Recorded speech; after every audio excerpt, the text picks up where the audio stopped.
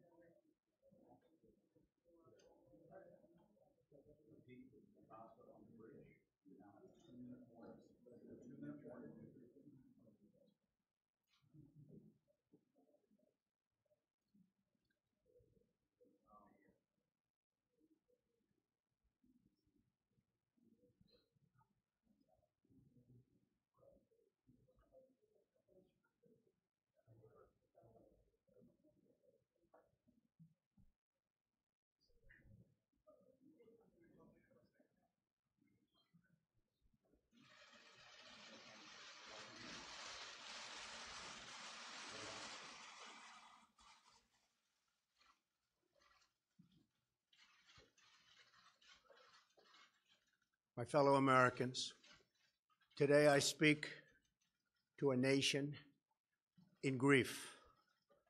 Yesterday, a school filled with innocent children and caring teachers became the scene of terrible violence, hatred, and evil. Around 2:30 yesterday afternoon, police responded to reports of gunfire at Marjory Stoneman High School in Parkland, Florida, a great and safe community.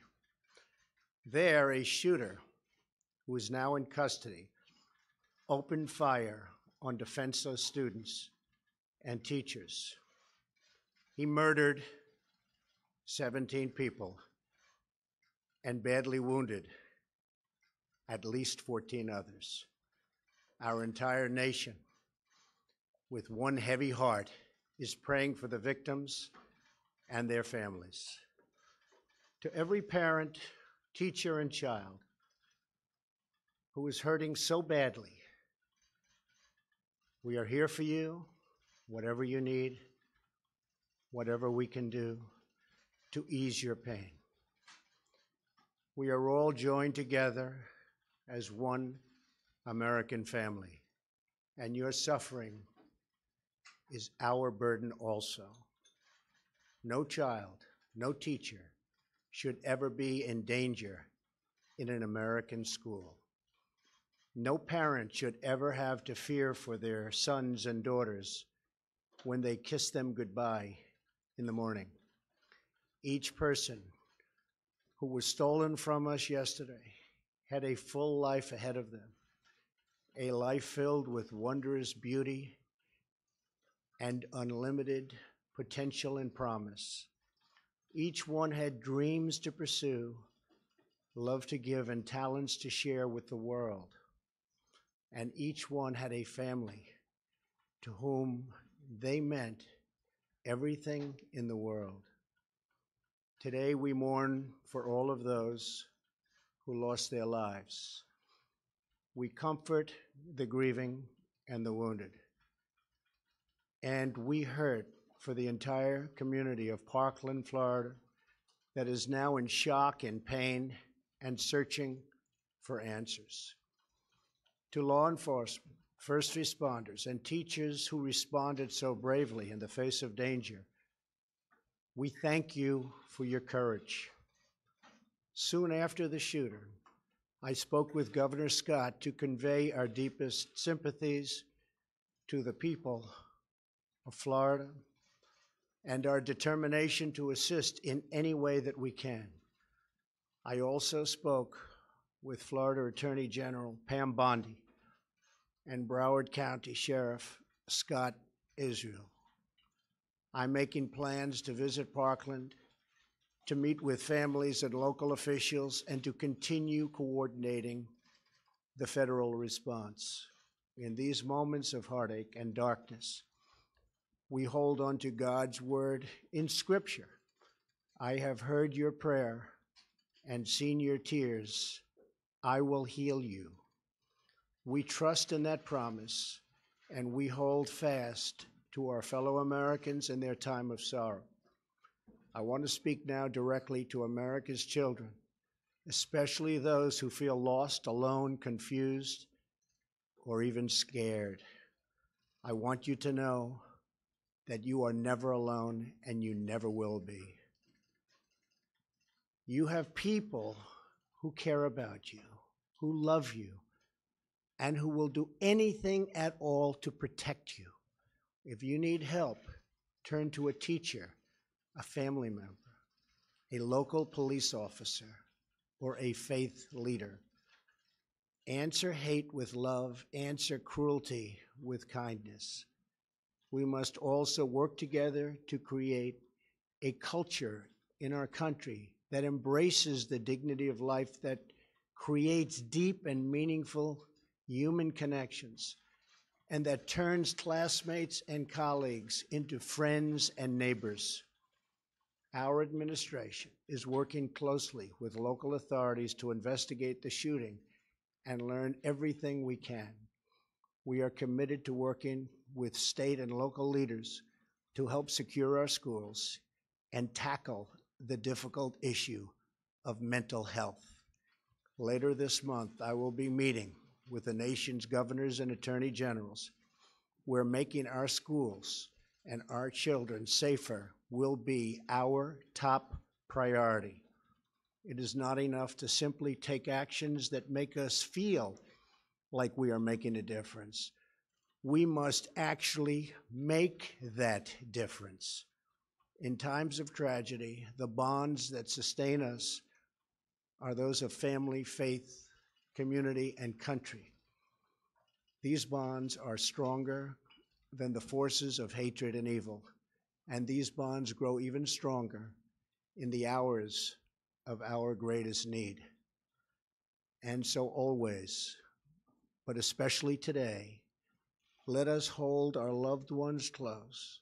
Let us pray for healing and for peace, and let us come together as one nation to wipe away the tears and strive for a much better tomorrow.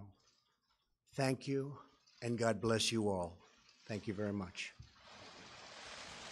Mr. President, why does this keep happening to America? Will you do something about guns?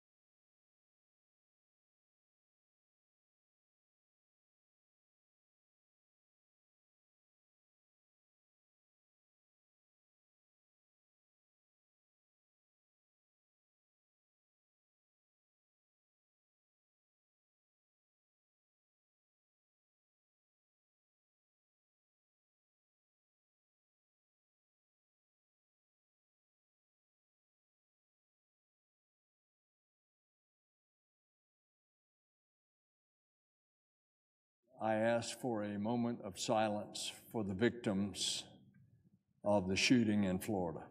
Without objection.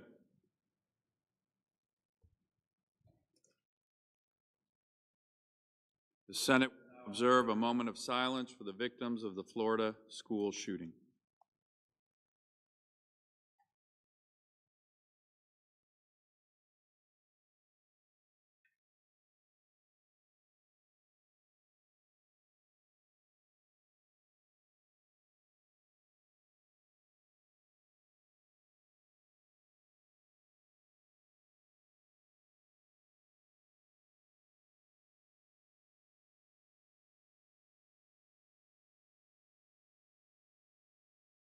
Mr. President. The Senate will come to order. Mr. President. Senator from Florida. Mr. President, those were all our children. Those of us who are parents, you can imagine the parents of those children wondering what else can be done.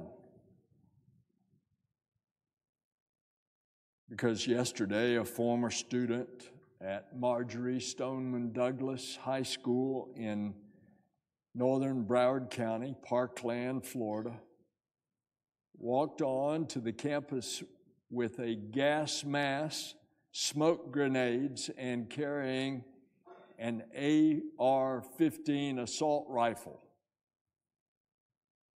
He pulled the fire alarm.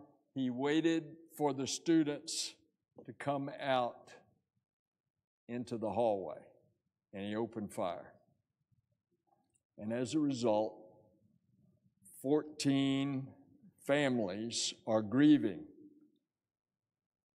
Their worst fears have become reality, and more than a dozen other students who were injured, they're in the hospital, and some of them in critical condition. At some point, we've got to say enough is enough. At some point, we as a society have got to come together and put a stop to this. This senator grew up on a ranch. I have hunted all my life. I have had guns all my life. I still hunt with my son. But an AR-15 is not for hunting, it's for killing. But despite these horrific events that are occurring over and over, these tragedies have led so many of us to come right here to this floor and to beg our colleagues to take common sense actions that we all know will help protect our children and our fellow citizens from these kind of tragedies. And we get nowhere. So when is enough going to be enough? Sandy Hook Elementary, 20 students killed. That wasn't enough. The Pulse nightclub in Orlando, 49 people killed, a terrorist. That wasn't enough. Las Vegas, 58 people killed.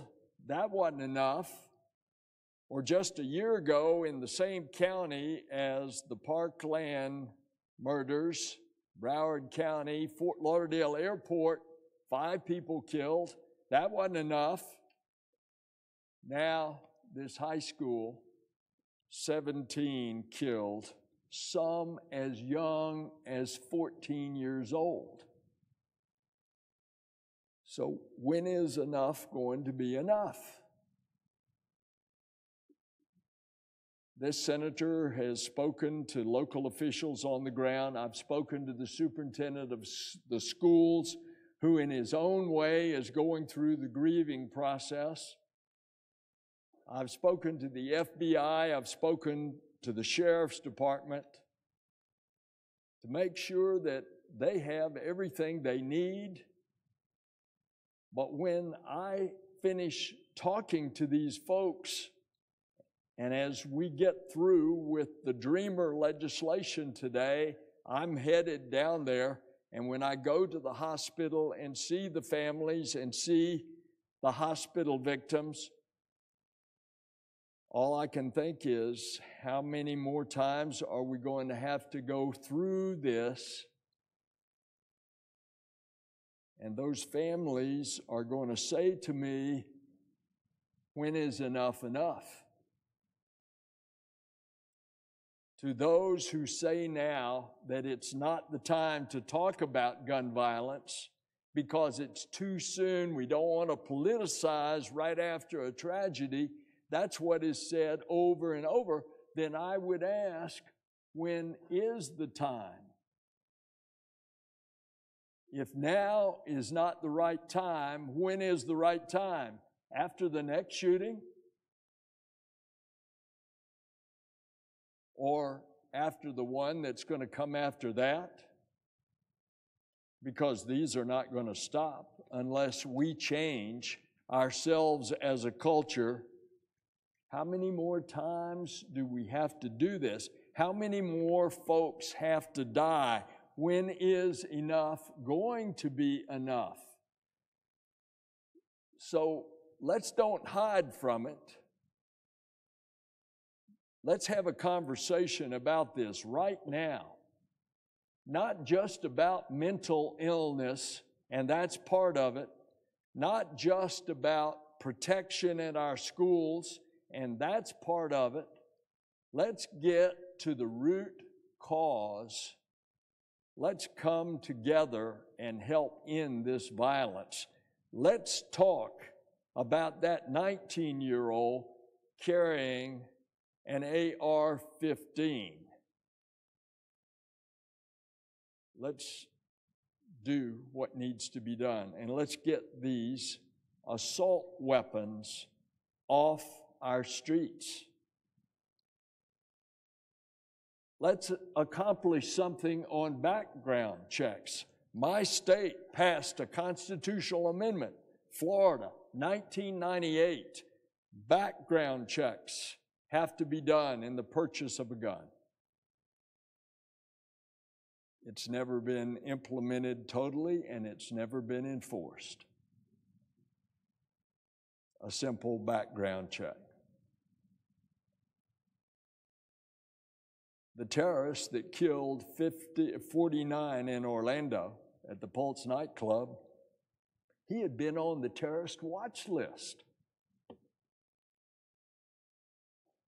We'd have had a background check there. He wasn't on it. But maybe in a background check, we ought to include those who had been on the terrorist watch list. Let's have a conversation about this. Oh, and do you remember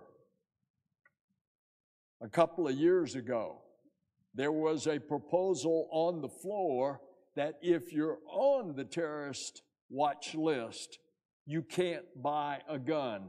That's pretty common sense. We won't let them get on an airplane because we don't want them taking down a commercial airliner.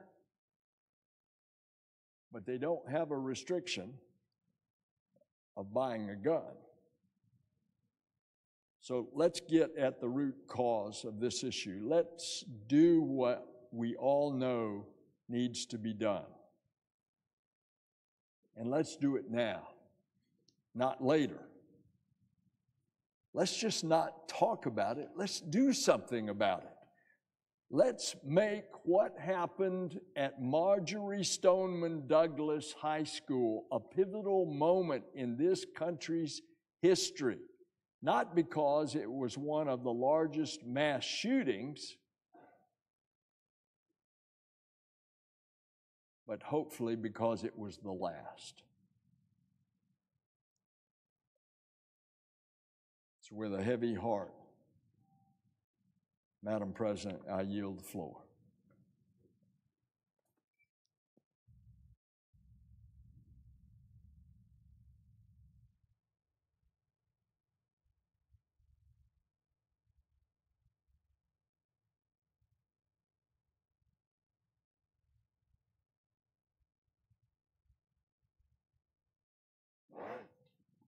Madam President. The senator from Florida. Madam President, I join my colleague, the senior senator from Florida here today with a broken heart, as I do most of the nation would join us in the events of yesterday. And there indeed was a time in the history of our country where after an event such as this, there was a mourning period that followed with a policy debate. But today that time is interrelated and intermixed. And I don't blame it. I'm not upset about it. In fact, I think there's just been too many of these now. And that's why we continue to face these. I think it is a legitimate thing to say that even as we mourn, we have an obligation to ask ourselves, is there something we could have done or should do to ensure that we don't see these things happening? It's cliche-ish to say, but I think it's important to say that I'm the father of two young ladies who happen to be in high school. I cannot imagine, but I can only envision what it would be like if one day here walking through the Capitol, I get a text or one of those news alerts that says that there's been a shooting in the high school that they attend. And I can only imagine how fearful it would be when suddenly those texts are not being answered and those calls are not being returned. I thought about that last night and what it must feel like to be one of those parents at the hotel waiting for word because you hadn't heard from your children in hours, or how painful it must have been to those whose job it was to go to these parents and inform them that their child, who they had sent off to school in the morning, perhaps just weeks away from graduation, that their life had ended senselessly in an event such as this. And because of what happened yesterday, and because it's happened so often, people from across the political spectrum are arguing there's got to be something we can do. You have to be able to do something. And I agree with that sentiment. I understand it. And I would add, though, that if we do something, it should be something that works. And the struggle up to this point has been that most of the proposals that have been offered would not have prevented not just yesterday's tragedy, but any of those in recent history. And I'm going to say now what I'm going to really emphasize at the end: just because these proposals would not have prevented these does not mean that we therefore just raise our hands and say, therefore there's nothing that we can do. It is a tough issue because it is part of the reason why it is so hard to prevent these. Is because if someone decides that they are going to take it upon themselves to kill people, whether it's a political assassination of one person or the mass killing of many, if one person decides to do it and they're committed to that task, it is a very difficult thing to stop. But that, again, does not mean that we should not try to prevent as many of them as we can. Perhaps the answer on how to prevent them begins by asking ourselves, what do these things have in common? They have two things in common. The first is that every single one of them was premeditated and planned. None of these shootings were an act of passion where someone got up in the morning, was upset, and decided to do something out of rage. They all involved careful planning and premeditation. They deliberately took steps to get the guns, the weapons, the ammunition that they needed. In many cases, they carefully studied the outline of the target which they were going to go after. They specifically planned soft targets. There's evidence of that in this case. And they planned to maximize the loss of life. They acquired the weapon that they needed, and they used tactics that they needed to kill as many people as they could. By the way, because of that premeditation and planning is one of the reasons why these laws that have been proposed wouldn't have prevented them. Because when someone is planning and premeditating an attack, they will figure out a way to evade those laws, or quite frankly, to comply with them in order to get around it. That may be an argument for new laws of a different kind, but it's what makes it hard, though not impossible. The second thing they have in common is that almost all of these attacks were preceded by clear signs of what was to come. A cursory review this morning of just a handful of the recent cases points that out. We're all familiar with the loss of life of over 20 people at a Texas church not long ago.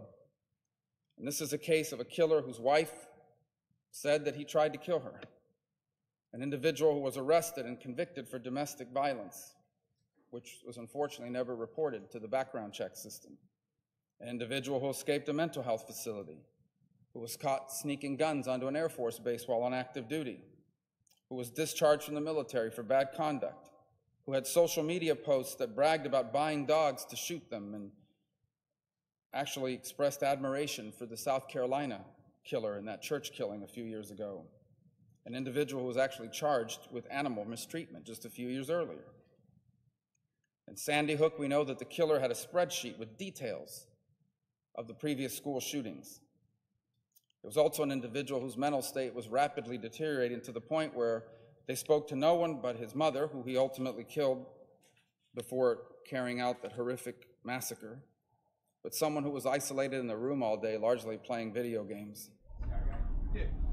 The Pulse attack, which was... Hi guys, you're watching our coverage here on Fox 5 Live. This is Senator Marco Rubio of Florida. We heard from Senator Bill Nelson earlier, following a moment of silence on the Senate floor for, of course, this Florida tragedy. You've probably heard a lot of the details by now, but we are going to recount them soon. I'm going to play out the police update, which happened just moments ago with the Broward County Sheriff, among others. The governor, Rick Scott, was there from Florida to talk about what they're doing, what they know now. And interestingly, they mentioned that their next update will actually have a timeline based on their videos and investigation as to what exactly happened during the incident, the event yesterday. So unfortunately, we were just barely down on our stream here on YouTube before this all happened. So we jumped right over to our Facebook page and streamed most of our stuff over there. But today we're going to have complete coverage of everything that's coming in live from the Senate floor, from down in Florida itself, and then of course the updates, the official updates from the sheriffs and whatnot. And also in somewhat breaking news just about a half hour ago, President Trump did announce that he will plan to visit Parkland, Florida after the shooting coming up in the very near future. So that is on his books. Of course, we took his live remarks at the top of the show, and we're going to jump down to Coral Gables, Florida, where they're hosting a vigil for the victims. Let's check in with that. Together today because we know that prayer works, and we know that in times like these, it is truly God that will strengthen us, that will give us wisdom and guidance. But my prayer is that God would convict us, that we would do more to help meet the social and emotional needs of our children. God bless you.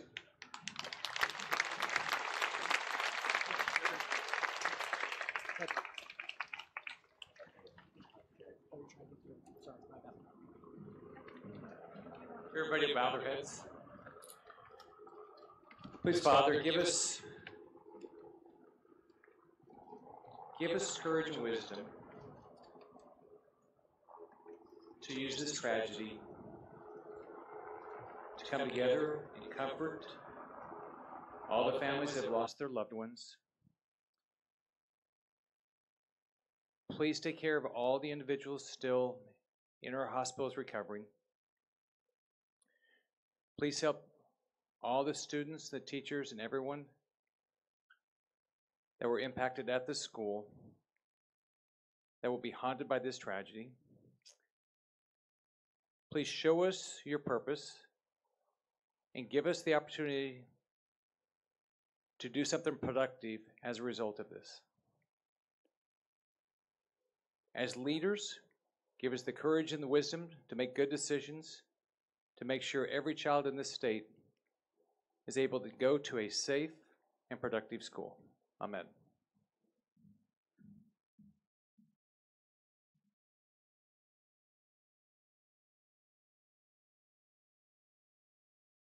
Would you stand as we sing?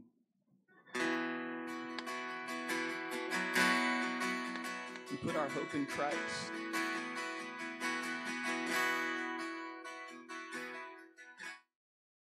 Then they could buy them the way MS-13 does, and other gangs and other street elements do, from the black market. Again, not because we shouldn't have the background check. I'm just trying to be clear and honest here. If someone's decided I'm going to commit this crime, they'll find a way to get the gun to do it. That doesn't mean you shouldn't have a law that makes it harder. It just means understand, to be honest, it isn't going to stop this from happening. You could still pass the law, per se, but you're still going to have these horrible attacks. And that's why I do think that in some circles it isn't fair or right to create this impression that somehow this attack happened yesterday because there's some law out there that we could have passed to prevent it. For if there was such a law that could have prevented yesterday, I think a lot of people would have supported it. But I also want to be honest to people who share my point of view on these issues. I think it's also wrong to say that there's nothing we can do. And I would admit that perhaps even I in the past, in the way I've addressed this issue or spoken about it, may have come off as dismissive, with the argument that since none of these laws would have worked, there's just nothing we can do, and we'll just have to deal with it. Just because I don't have a quick or easy answer for how to prevent these doesn't mean that we don't have an obligation to try and find one. And by finding one, I don't mean a quick and easy answer. I mean an answer that would work. When I took office here, I swore to uphold the Constitution of the United States, every element of it. I didn't write the Constitution, but I agree with it and I support it. The Second Amendment's in the Constitution, and you can debate what the outlines of the Second Amendment are or how far it goes, but it's in there, and I happen to support it. And I happen to oftentimes point to the Second Amendment and say it's the Second Amendment, right after free speech, which tells you how important it was to those who wrote those words. I still believe every bit of that. But I also recognize that if it's fair to say that the Second Amendment is so important, and I want to reiterate it is, because of how high up it is in the ranking from first to second, it's the second one, then I have to recognize that there is a part of the Constitution that was written even before the Second Amendment, and it's the preamble. And that preamble lays out why we have a Constitution, and ultimately why we have a government. And in it, it says that two of the reasons why we have a government, and therefore two of the reasons why we have a Senate, is to ensure domestic tranquility and to promote the general welfare. And these school shootings and mass shootings and murders that we are seeing now on an accelerated pace, these things are by definition a threat to our domestic tranquility and a threat to our general welfare. The murder of children in schools, the murder of moviegoers, the murder of people at a church, the murder of people at a dance club on a Saturday night, these are all places where we should be enjoying the general welfare and the domestic tranquility. And so even as we recognize that the Second Amendment gives Americans the right to bear arms and to protect themselves, a right that I strongly support and will continue to support, we must also recognize that that same Constitution places upon this government an obligation to ensure domestic tranquility and promote general welfare. And we must confront the fact that over the last 20 years, these attacks have accelerated. And we must recognize the evidence that they are not isolated from one another. They are building upon one another. We must recognize the scary reality that even as a nation mourns and as parents grieve, it is a high probability, if not certainty, that somewhere in America right now, some equally troubled and deranged violent individual is reading and watching coverage of this attack and gaining from it not sorrow but inspiration. That even as we speak here now, even as we stand here in mourning, and even as the days go by, there are probably some people out there who are going to try to do this because of what happened yesterday. That is a frightening thought, but it is a reality. And it challenges us to find an answer to a very difficult issue. How do we take all of this bits and pieces of information out there? How do we in this society confront someone who does things that in another era we would say, well, they're just a strange person.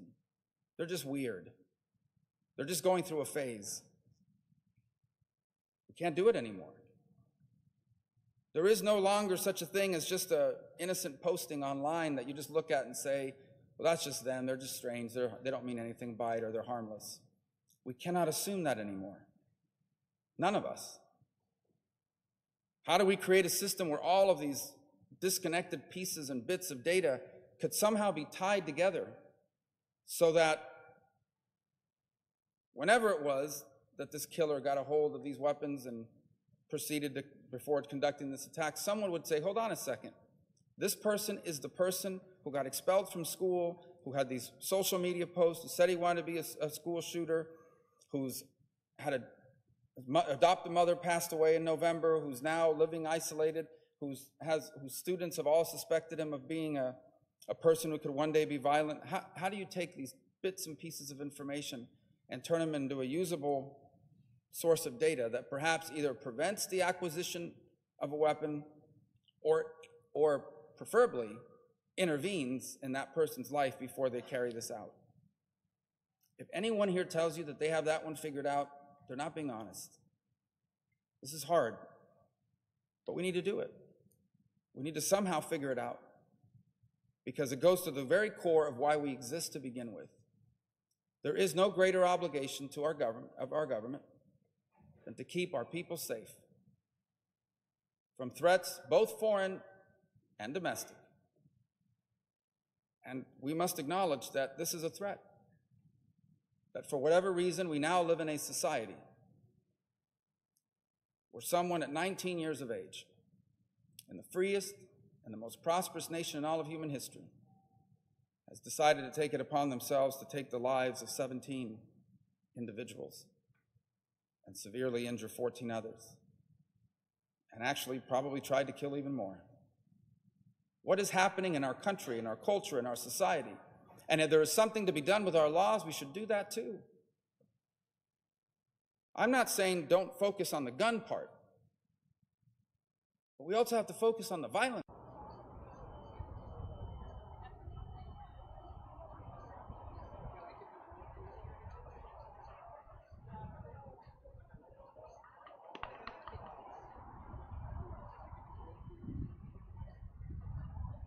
All right, guys, we're in the newsroom here. I didn't get any notification of this change, but it looks like they're setting up for another press conference in Broward County. It looks like the sheriff will be providing some more information. That's what it looks like. I'm not quite sure, have not confirmed that, but we're going to check into that. So we just lost our feed with Marco Rubio. We're hearing a lot of the reaction, of course, a lot of the ignition sort of this gun control debate again, and more action to be taken on the Senate floor, on the House floor this morning. So lots of reaction.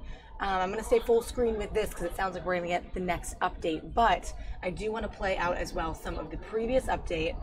So let's jump into that before we get this one live, because sometimes these take just a moment to set up, and it'll give you a little more numbers and just more information about what you may have missed regarding what happened yesterday.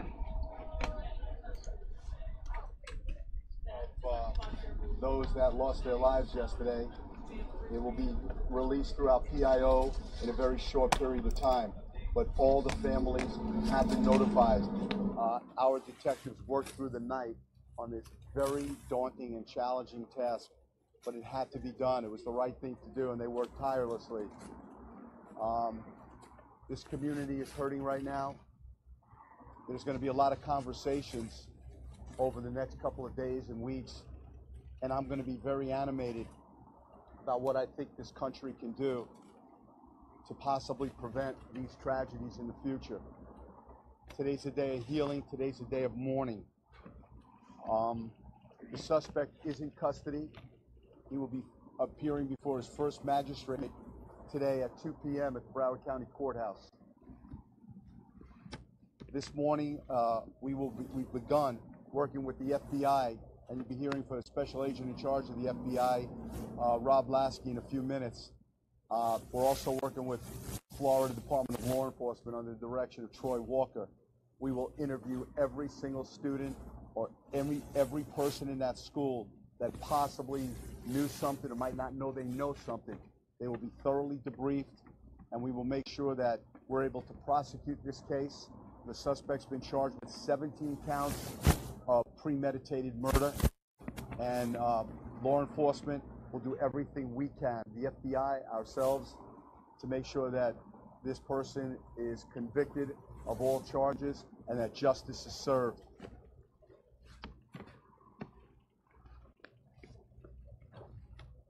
Sadly, there have been copycat threats made today at other schools. We will respond to every threat. Every threat we receive, we will not classify it as a copycat or a prank call. We will respond in full and investigate it. Any call that is made fictitiously, any fake call, any call that's made to take our resources at a time like this and place them in places where we don't need to be, we will do the full power of the sheriff's office will investigate this and charge anyone accordingly with the maximum charge we possibly could for doing something so horrific, so pathetic.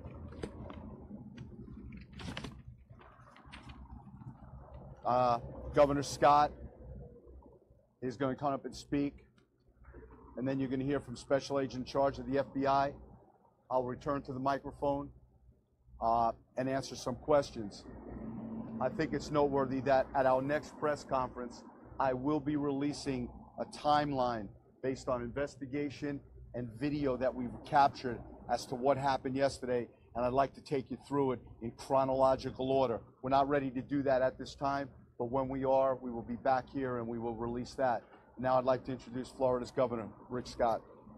Thank you, Sheriff. I want to thank everybody in the Sheriff's Department for all their hard work to make sure one, this individual is, we have justice, and two, to make sure this never happens again.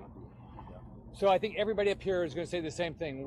Our hearts and prayers are with these families, the families that clearly lost a loved one, other families that have loved ones still in the hospital. I had the opportunity to visit with some of those families last night. And then also we want to make sure this never happens again. Next week in Tallahassee, I'm going to sit down with state leaders. We're going to have a real conversation about two things. How do we make sure when a parent is ready to send their child to school that in Florida, that parent knows that child is going to be safe? Number two, how do we make sure that individuals with mental illness do not touch a gun? We need to have a real conversation so we have public safety for our schools in this state. I've spoken with the Speaker, Richard Corcoran, Senate President Joe Negron. They're committed to provide the resources and have a real conversation about how do we make sure that we have public safety. I want to make sure that my children, my grandchildren, yours, everybody in this state can wake up and be safe. I'm going to stay here and do everything I can. I know all the state resources are going to do here. I know the Attorney General, everyone's going to work hard with the Sheriff's Department, the school district, to do everything we can to go forward. But the violence has to stop. We cannot lose another child in this country to violence in a school. There's many families grieving right now. We've got to grieve with them, mourn with them, but give them their space. There'll be a time that they'll want to sit down and tell their story, but right now, as you talk to individuals, and we went through this with the Pulse attack, they want their own time to grieve. So I want to thank everybody from the Sheriff's Department to FDLE, to the federal government for everything they're doing, the school district for everything they're doing to keep people safe. I want to thank the Attorney General for the victim advocates that are coming down here to be helpful. Good morning. My name is Rob Lasky. I'm the Special Agent in charge of the Miami Division of the FBI. First of all, I want to express my heartfelt condolences to the victims, the families, the friends, the entire community who suffered this senseless and cowardly act. The FBI continues to stand by the Broward County Sheriff's Office, support them and give them every resource they need to investigate this heinous crime. In 2017, the FBI received information about a comment made on a YouTube channel. The comment simply said, "I'm going to be a professional school shooter." No other information was included with that comment, which would indicate a time, location, or the true identity of the person who made the comment. The FBI conducted database reviews, checks, but was unable to further identify the person who actually made the comment. Again, as a native South Floridian, my heart goes out to the victims, the families, and friends, and the entire community. Thank you. I'd like to bring up our Superintendent of Schools, Ron Runcie.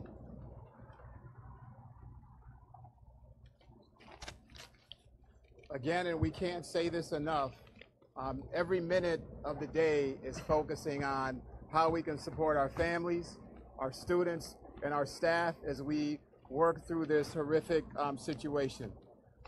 We have provided grief counselors at several locations for our students, 2 in Parkland, 2 in Coral Springs, and you know, we are doing everything that we can to make sure that we are supporting our students. We're also providing grief counselors on site for students and staff at West Glades Middle School, which is near here.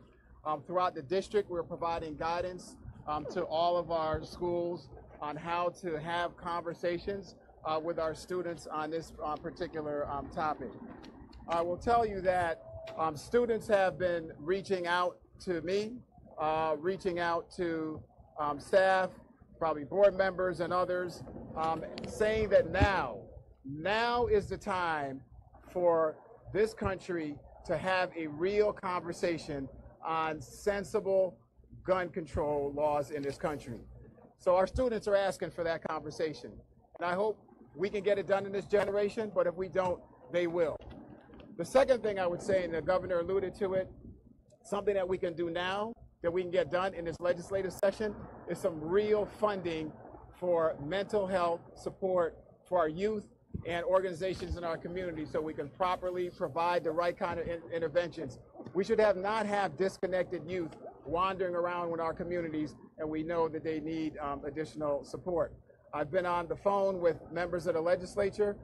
They're going to work with the leaders there and the governor to substantially increase the amounts that are being put on the table right now for mental health services so we can have more counselors, more psychologists, more family counselors, caseworkers in our schools. It's absolutely, absolutely needed.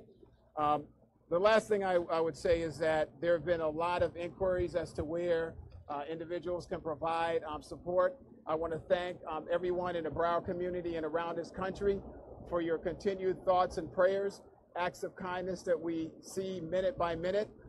There is a GoFundMe account that's been set up.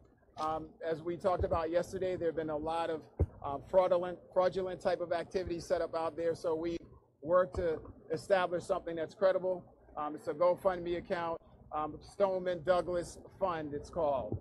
Again, that's GoFundMe, Stoneman Douglas Fund, which folks can make contributions. Again, please keep our babies, our families, and this entire community in your prayers as we go through this healing process. It's going to take quite a while for us to be able to deal with this, but we're going to do everything we can every day, create the greatest amount of flexibility we can to make sure that we're supporting our families. Again, I want to thank our law enforcement agencies, Sheriff Israel, the FBI, the first responders. They have been incredible. And I want to acknowledge some heroes that have been in our schools. We had an athletic director, campus monitor, who responded immediately when there were signs of trouble in the school. Unfortunately, those 2 heroes gave their lives for our kids and probably helped prevent this from being a worse tragedy than it is today. And so we need to acknowledge the heroes that are in our school every single day, our teachers, our educators, who are not only ensuring that our kids are learning and developing the skills they need to have a bright future, but they love them and treat them as if they're their own children, and they put their lives on the line every single day. And that's another thing that we need to do, is to figure out how we can better compensate and reward teachers in this country, and not just give lip service to the quality of work that they provide. Thank you.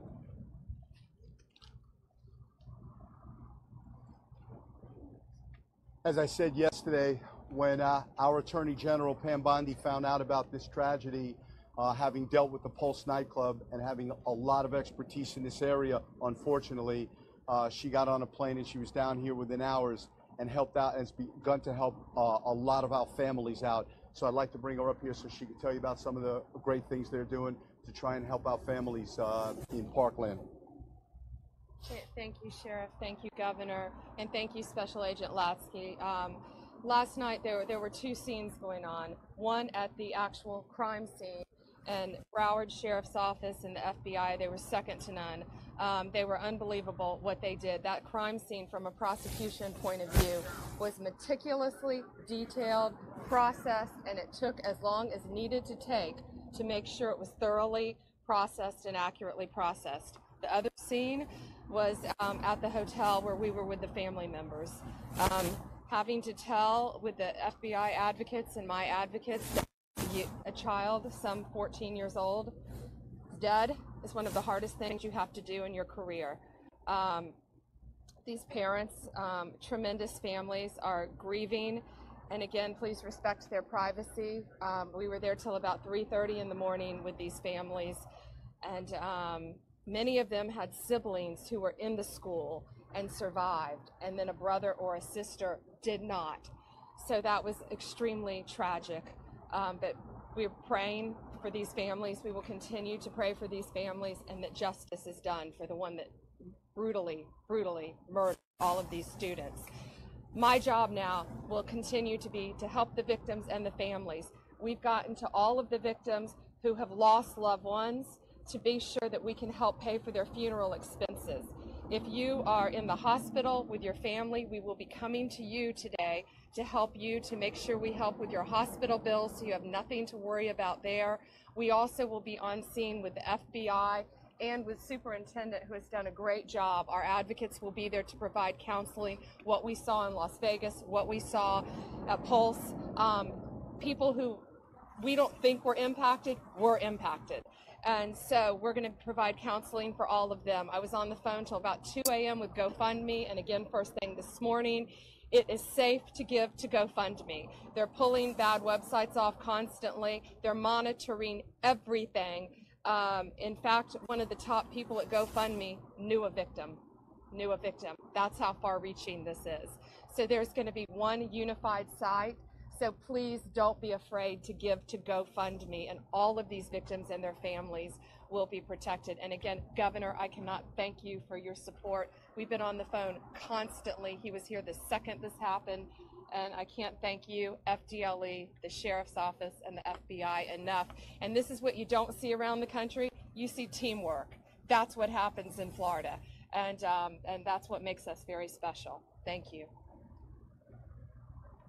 Before we take questions, I'd like to also thank Congressman Ted Deutsch for coming down from Washington, D.C., Mayor Beam Furr, the elected officials from Parkland around the county. My message to the community, to Broward County, is simple. Your elected officials, your commissioners, your state reps, your state senators, make sure these are people that aren't worrying about millage rates and saving money. This is a time to save lives. We need more law enforcement. We need more deputies. This isn't the time to worry about how many dollars might be saved if we don't have a deputy here or a police officer here. This is nationwide. We need more heroes, more first responders, not less first responders. And I know many states have different terms to help our mentally ill. And we all pray for our mentally ill. We pray for them to recover. We all know someone or a family who's affected by someone suffering from mental illness. The Baker Act in Florida allows law enforcement or medical professionals to confine a person involuntarily while they get examined and looked at. But you have to have a reason. You have to be able to articulate that they're a threat to themselves or a threat to someone else. What I'm asking our lawmakers to do is go back to places like Tallahassee, places like Washington, D.C., and give police the power, if they see something on social media, if they see graphic pictures of rifles and blood and gore and guns and bombs, if they see something, horrific language, if they see a person talking about, I want to grow up to be a serial killer, we need to have the power to take that person and bring them before mental health professionals at that particular time involuntarily and have them examined. People are going to be rightfully so concerned about their rights, as am I. But what about the rights of these students? What about the rights of young kids who go to schools with book bags and pencils? Don't they have the right to be protected by the United States government to the best of our ability? And that's what we'll be doing. Any questions? Sheriff, what about the condition of the people that have been injured? Coach Fikes, I don't know about the incident yet or what actually his performance was, but I know Aaron personally. I coached with him. My two boys played for him. I don't know when Aaron's funeral is. I don't know how many adults are going to go, but you'll get 2,000 kids there. The kids in this community loved him. They adored him. He was one of the greatest people I knew. He was a phenomenal man. And I don't know the specifics yet, but I can tell you what, when Aaron Feist died, when he was killed, tragically, inhumanely, he did it protecting others. You can guarantee that, because that's who Aaron Feist was. Can you tell us about the condition of those who are injured? What are the extent of their injuries? What kind of injuries they have? Yeah, we are fortunate today to have our doctors who worked so tirelessly and saved so many lives yesterday. So we're going to bring up one of our doctors to speak about some of those questions and answer those questions. Doctor?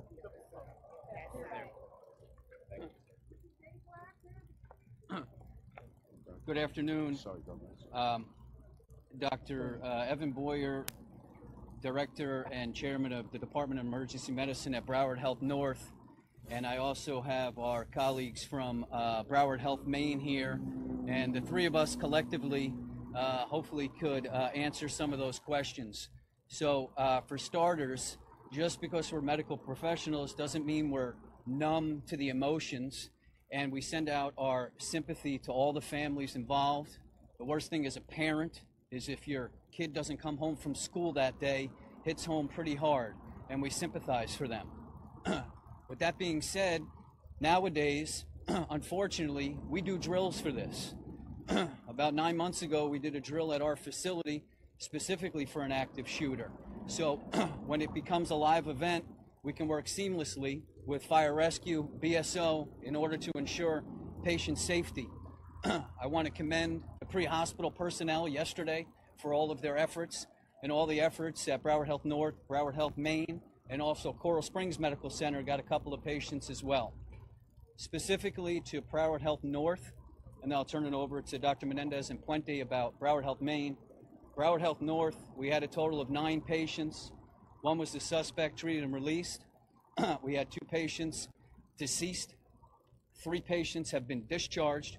We currently have 3 patients in the hospital, one with an extremity wound who's doing well and working with physical therapy, another patient who's still intubated after penetrating trauma to the chest, but is doing well and following commands, and a third patient that remains intubated in critical condition. Dr. Menendez. Benny Menendez, I'm the director for the emergency department at Broward Health Medical Center. So yesterday was a tragedy that we all as a team took care of all these patients. We, our facility, received 7 patients. Of the 7 patients, right now we have 2 patients that they are critical, stable condition.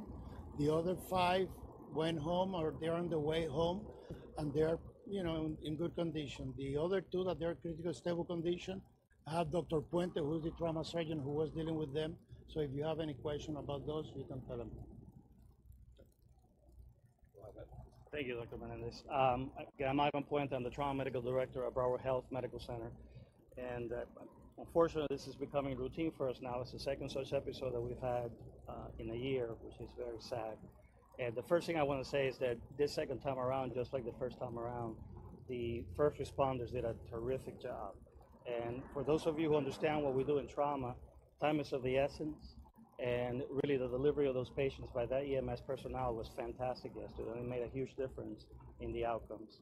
As Dr. Menendez said, we received 7 patients. 1 was discharged last night.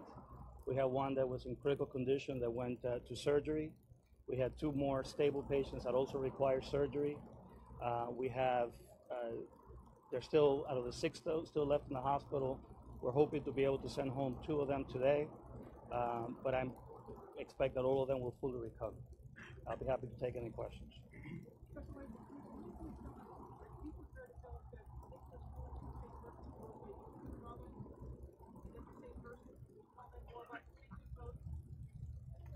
We do not know if it's the same person. We did our database checks. We could not positively identify him. We're going back. We're scrubbing the information. We're looking at it again. But I'm not willing to say at this time that it was one and the same person.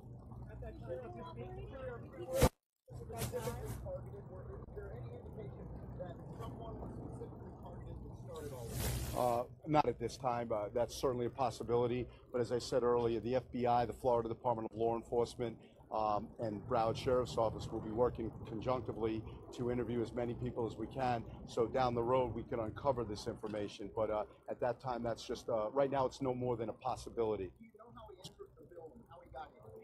That'll be, we will speak about that. We do know about that. And at our next press conference, as I said, I will take the media through a timeline and talk about through videotapes. We'll match up video with real-time information with things we know, and we'll disseminate that.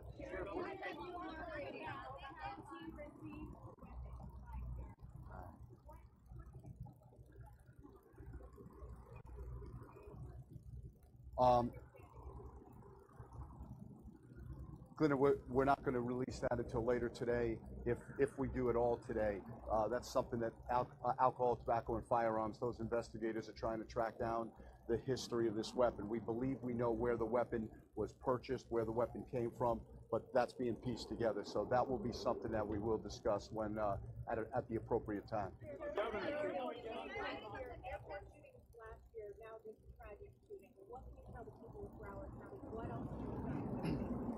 As I said, I talk about this all the time. It's not a phrase, it's not a term. It's the way we have to live our lives in circa 2018. If we see something, we need to say something. If that neighbor comes home every Friday at 4 o'clock and he or she's always carrying a grocery bag and there's milk and eggs sticking out, and the last 2 Fridays they've gone to a different, maybe a range, and they've come back with bullets in the bag on Fridays, that's a change in behavior. That's different. That's something we need to know about. You know, you're our eyes and ears. Well, one community member who sees something could do more in a 1-minute phone call than sometimes law enforcement could do in a period of months. If you know anybody right now, if you know anybody and you're saying, you know what, this raises a red flag, I was thinking of calling us. Don't think about calling us. Call us. Call the FBI. Call the Florida Department of Law Enforcement. Call the office. But if there's something in your gut that tells you there's something not right with this person has the capabilities in my mind to do this or do that, please don't remain silent. Please let us know about it.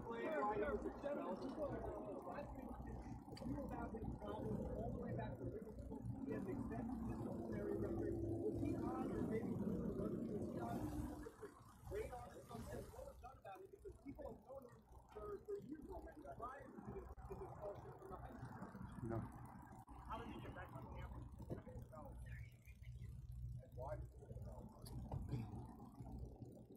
You know, as a school district, we have to protect the privacy of our students, so I can't go into much detail at all about the student's record and personal information. I will tell you that it was a former student at Stoneman Douglas. Because of issues that arose here, he was transferred to another school within the county. Again, I'm not privileged to provide that information at the moment, but it is a student that we have been providing supports for, and recognize that there certainly were challenges there. The specifics I can't get into.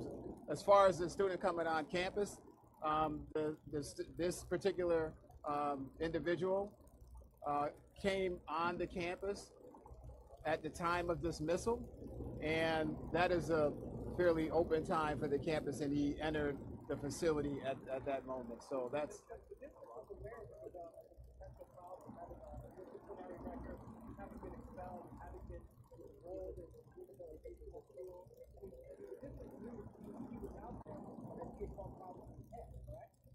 so let me just say this. When we have students within our care in the district, we provide the services that we can provide them. This is bigger than just the school system. Our kids are out of our schools 2/3 of the time that they're up. we need a community-wide approach to helping our students with challenges and mental health concerns. And so, again, we've got to invest resources to make sure that we minimize the occurrence of this ever happening again, because if we don't, it's not a matter of if, it's going to be when. So, There was a psychological trigger. Was there a psychological trigger with this student for this event? I have no idea.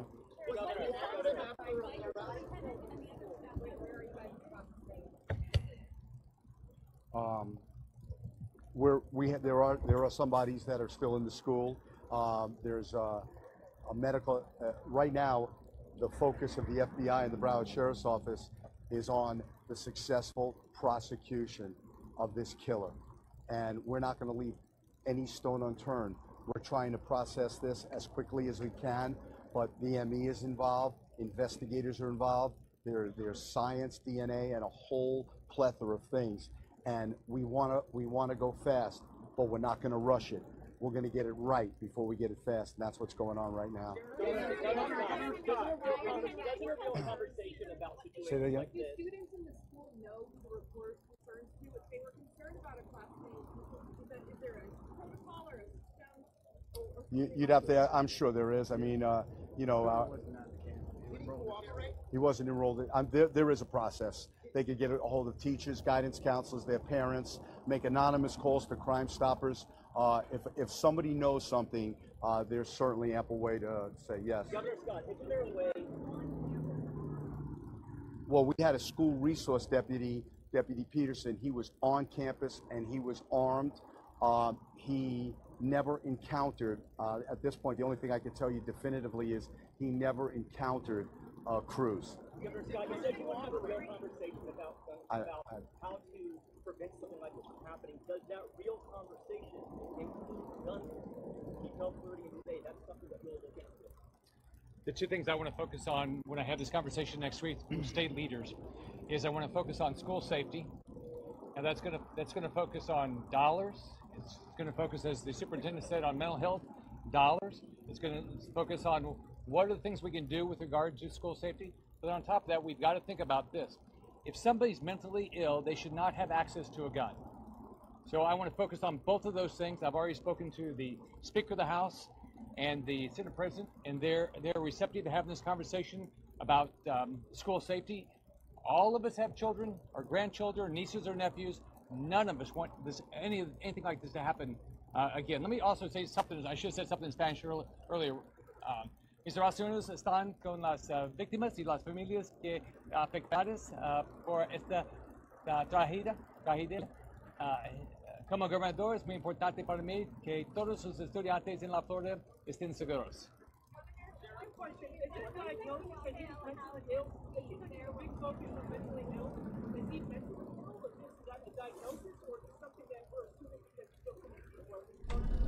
I think it's a pretty good assumption to start out with.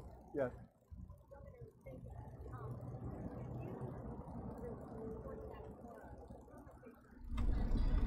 Guys, that is the latest press conference with the sheriff from Broward County, among others, Governor Rick Scott and the like, who were expressing, of course, their condolences, but also just their remarks on this horrible massacre from yesterday. Now, I say the latest, we do have a bump shot up right now of the next press conference, which is slated to take place very shortly. And speaking of the suspect, whom many of these officials just mentioned, he is expected to actually appear in court live at 2 p.m. Eastern Time. That's in 1 hour from now at court to address his charges. Now, if we do get those pictures in live or that video, we'll make sure we bring it to you. But right below my face here is, on the left corner of your screen, this vigil that's being held in Coral Springs, Florida. You just saw 17 balloons being released into the sky to honor those victims. Of course, the community still mourning just a day later the 17 young lives that were lost, including that one assistant football coach killed in that shooting at the high school in Florida. So as Rick Scott finishes up here, we'll bring up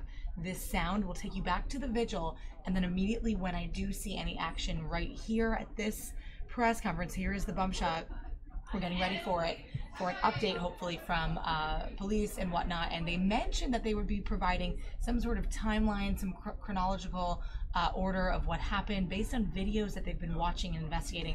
So we're going to hope that we do get that in coming up soon. We'll see kind of what time that starts. So again, we'll let this sort of round out with this news conference, and then we'll go back to the vigil to give you just more reaction, remarks, what people are doing, what the community is doing to come together after this massacre. I'm watching on my very own social media, my Facebook and everything, and my own friends from my high school life and whatnot are now teachers, and a lot of them posting about how they're training their high school students today to take cover and what to do and what to react if there is a mass gun massacre. And it's just amazing how times have really changed, although we did see a lot of that sort of back 10, even 20 years ago with Columbine and all those that we remember in our lives. And I know you guys as digital viewers, you're kind of everywhere in the world and all different ages, but you can sort of remember what it was like. And we didn't necessarily have those standard trainings, but now it is sort of just part of our lives. And it's kind of something to definitely mull over and think about as we deal with this. I guess it is the worst in 5 years in American school shootings, and it's the 18th in this full year, in 2018, the 18th school shooting that we've seen. We had a map of that up earlier this morning, and it was just, I don't know, it's really hard to swallow down. I'm going to go quickly over to President Trump's remarks from this morning following the shooting. We're going to replay some of that, and then we're going to make sure we take you live to that press conference, the latest on the details about yesterday. In Parkland, Florida, a great and safe community. There, a shooter who is now in custody opened fire on defenseless students and teachers. He murdered 17 people and badly wounded at least 14 others. Our entire nation, with one heavy heart, is praying for the victims and their families. To every parent, teacher, and child who is hurting so badly, we are here for you, whatever you need, whatever we can do to ease your pain. We are all joined together as one American family, and your suffering is our burden also.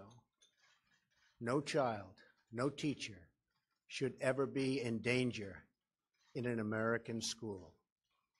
No parent should ever have to fear for their sons and daughters when they kiss them goodbye in the morning.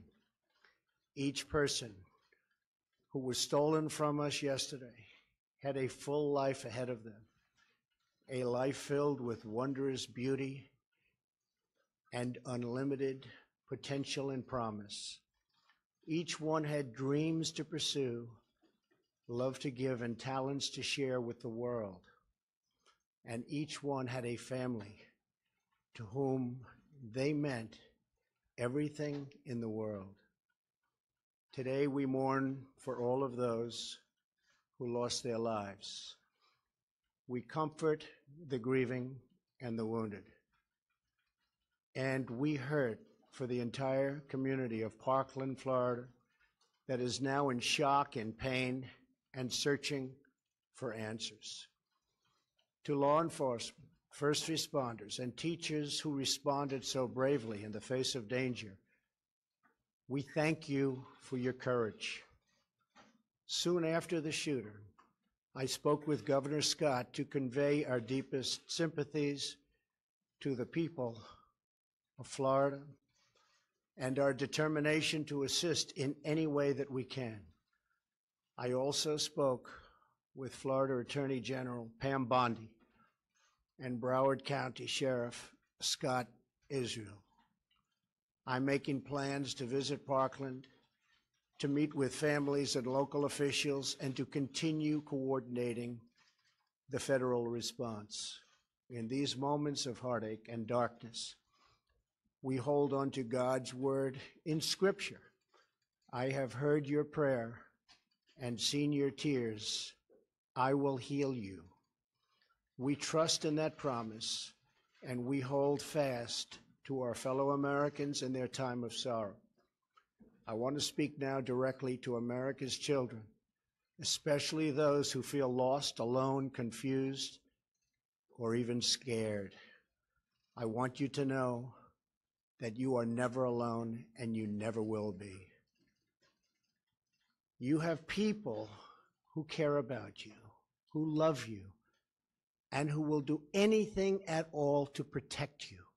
If you need help, turn to a teacher, a family member, a local police officer, or a faith leader. Answer hate with love, answer cruelty with kindness.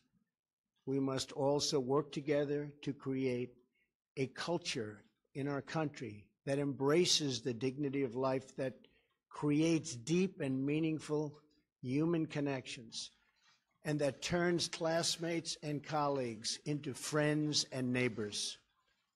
Our administration is working closely with local authorities to investigate the shooting and learn everything we can.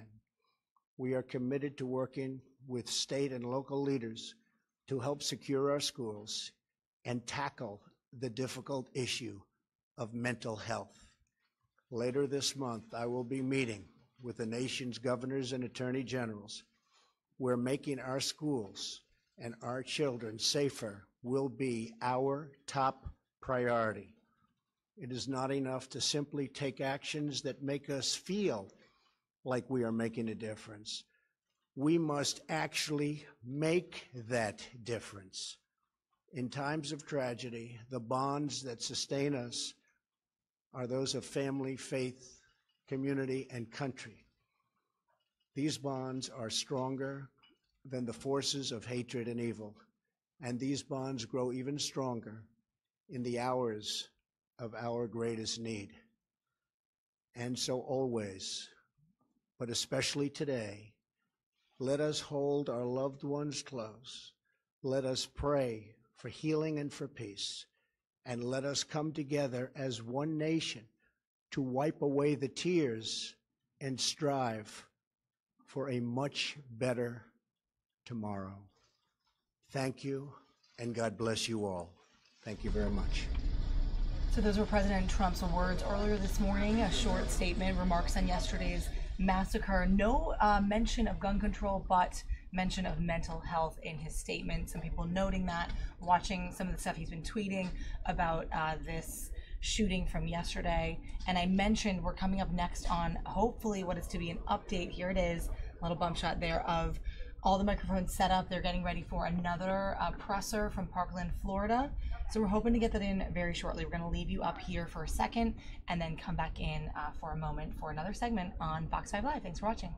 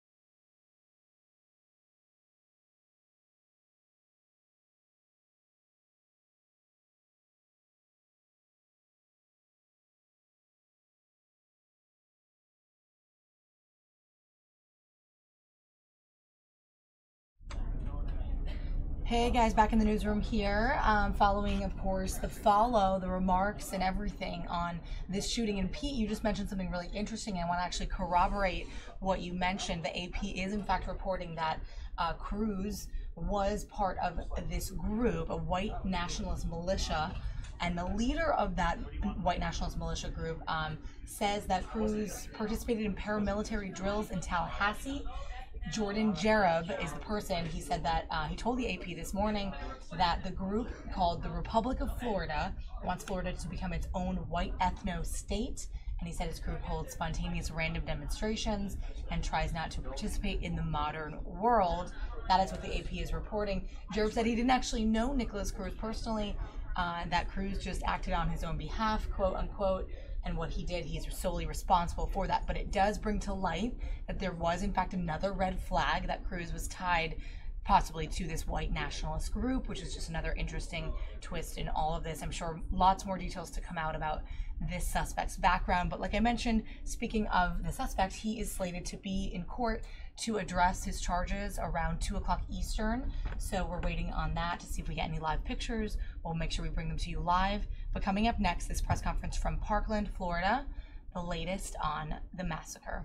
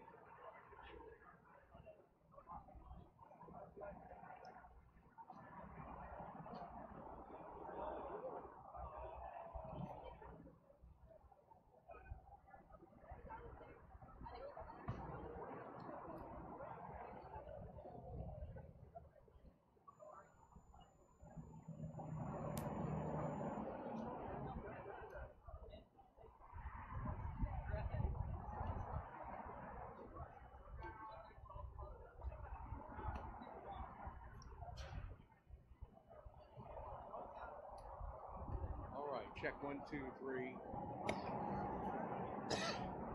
1, 2, 3, 4, 5.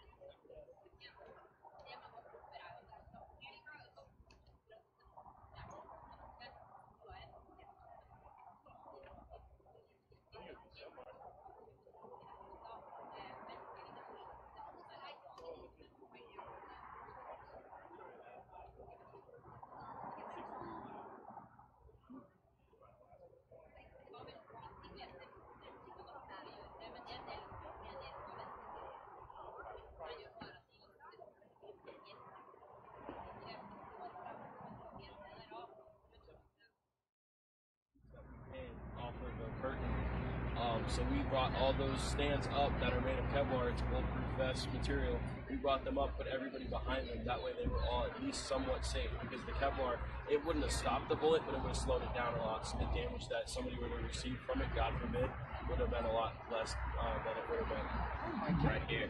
How did you guys find the photo? We started looking through the JRTC composites, and we found a picture of him, and we just started sending it out to law enforcement. Me, Colton, and our first sergeant all got on our phones and tried to get through. We all had pretty crappy service, but we sent the photo out to law enforcement, and pretty sure it helped them arrest him. Everybody on Wednesday wore their uniform.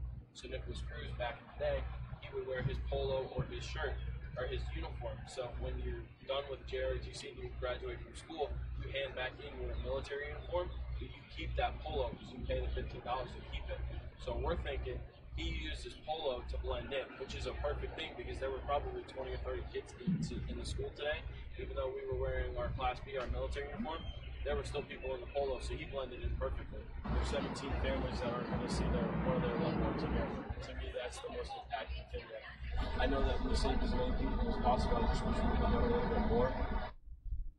Some really interesting insight there from two junior ROTC students who led a group of students back into their classroom when they heard the gunshots yesterday at the school. And once they were inside, they were able to build a wall built of Kevlar mats to protect them from the gunshots that they were hearing. And they also kind of recounted there to the reporter, that's our reporter down in Atlanta, how they were able to kind of locate the suspect on social media and alert enforcement about him. So just a little interesting snippet that we had there from Atlanta. We're going to replay that one more time, and then we'll go back to this bump shot over here, waiting on this next press conference, details, updates from the Sheriff's Department in Broward County.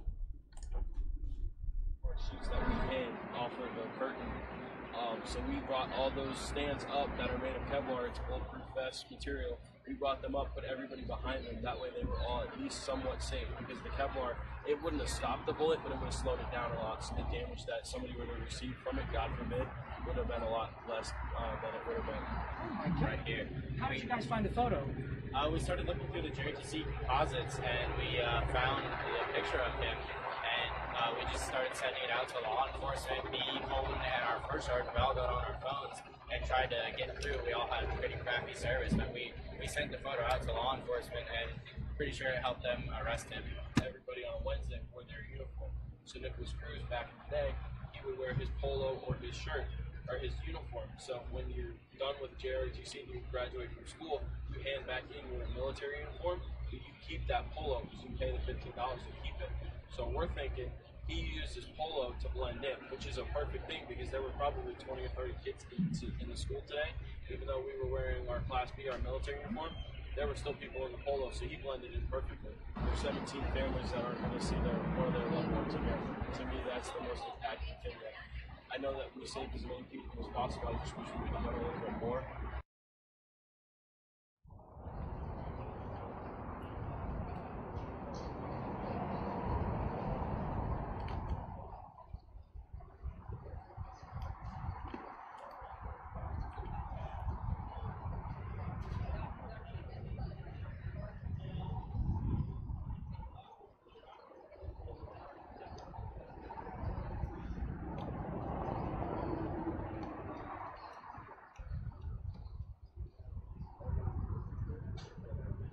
On est en transmission. Je vais prendre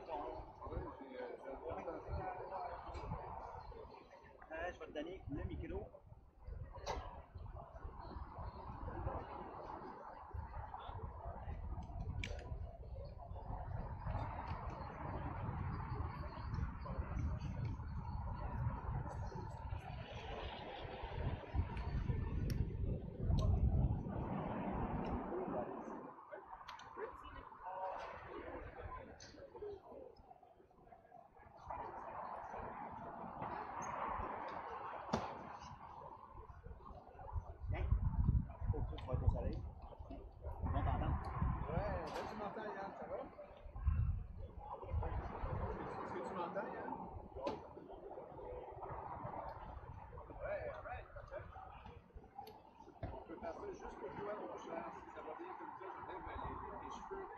Ah oui.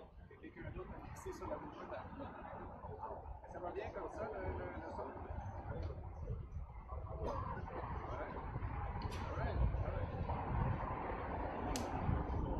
son? Ouais, mais si on est dans une pente, tu peux super les bien. Wow! On va tout la police en arrière.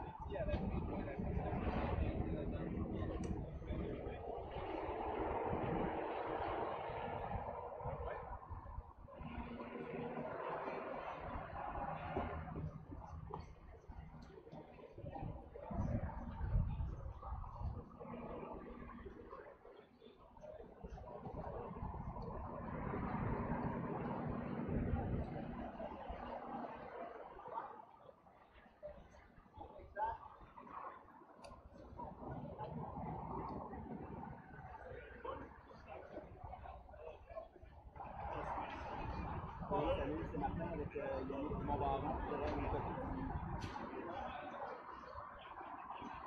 Oui, s'il te plaît.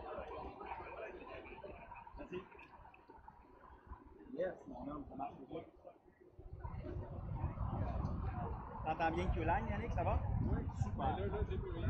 Non, il devrait être en pause.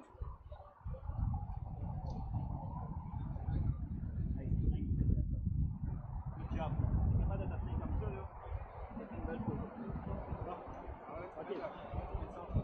Ah oui, c'est sûr que je t'envoie tout ça, les affaires. Ce que je ne sais pas, peut-être un peu m'aider à Montréal, est-ce que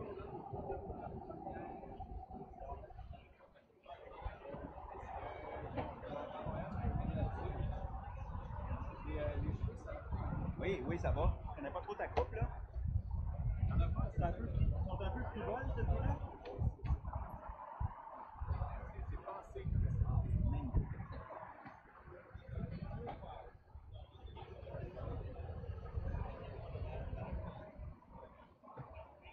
Ça, d'habitude, quand il y en a moins, c'est... Allô, Sarah? Allô, Sarah, ça va bien?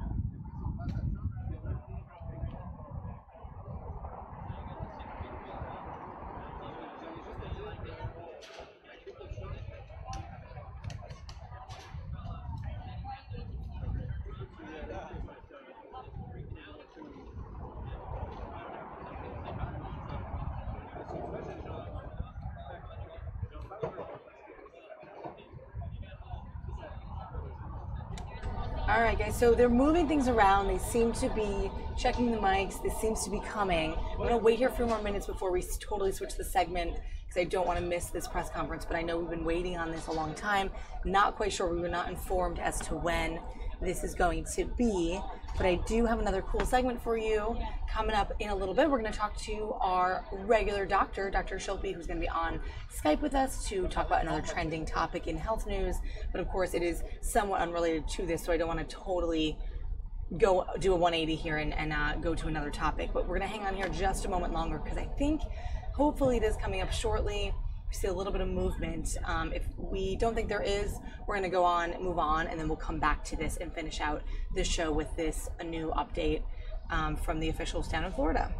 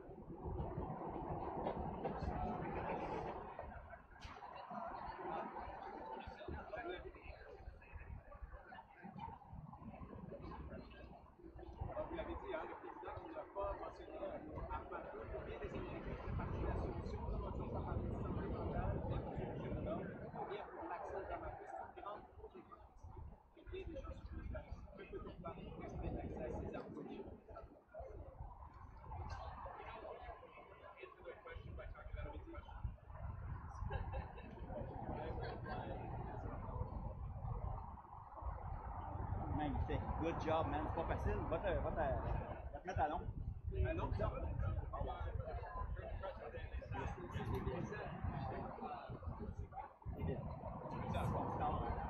C'est toi qui...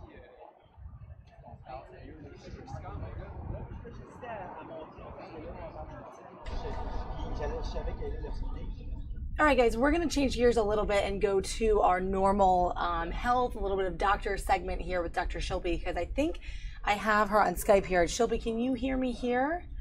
I can. Okay, you might not be able to see me. I think we have a little bit of a issue on the video portion, but we can see you, so that's awesome.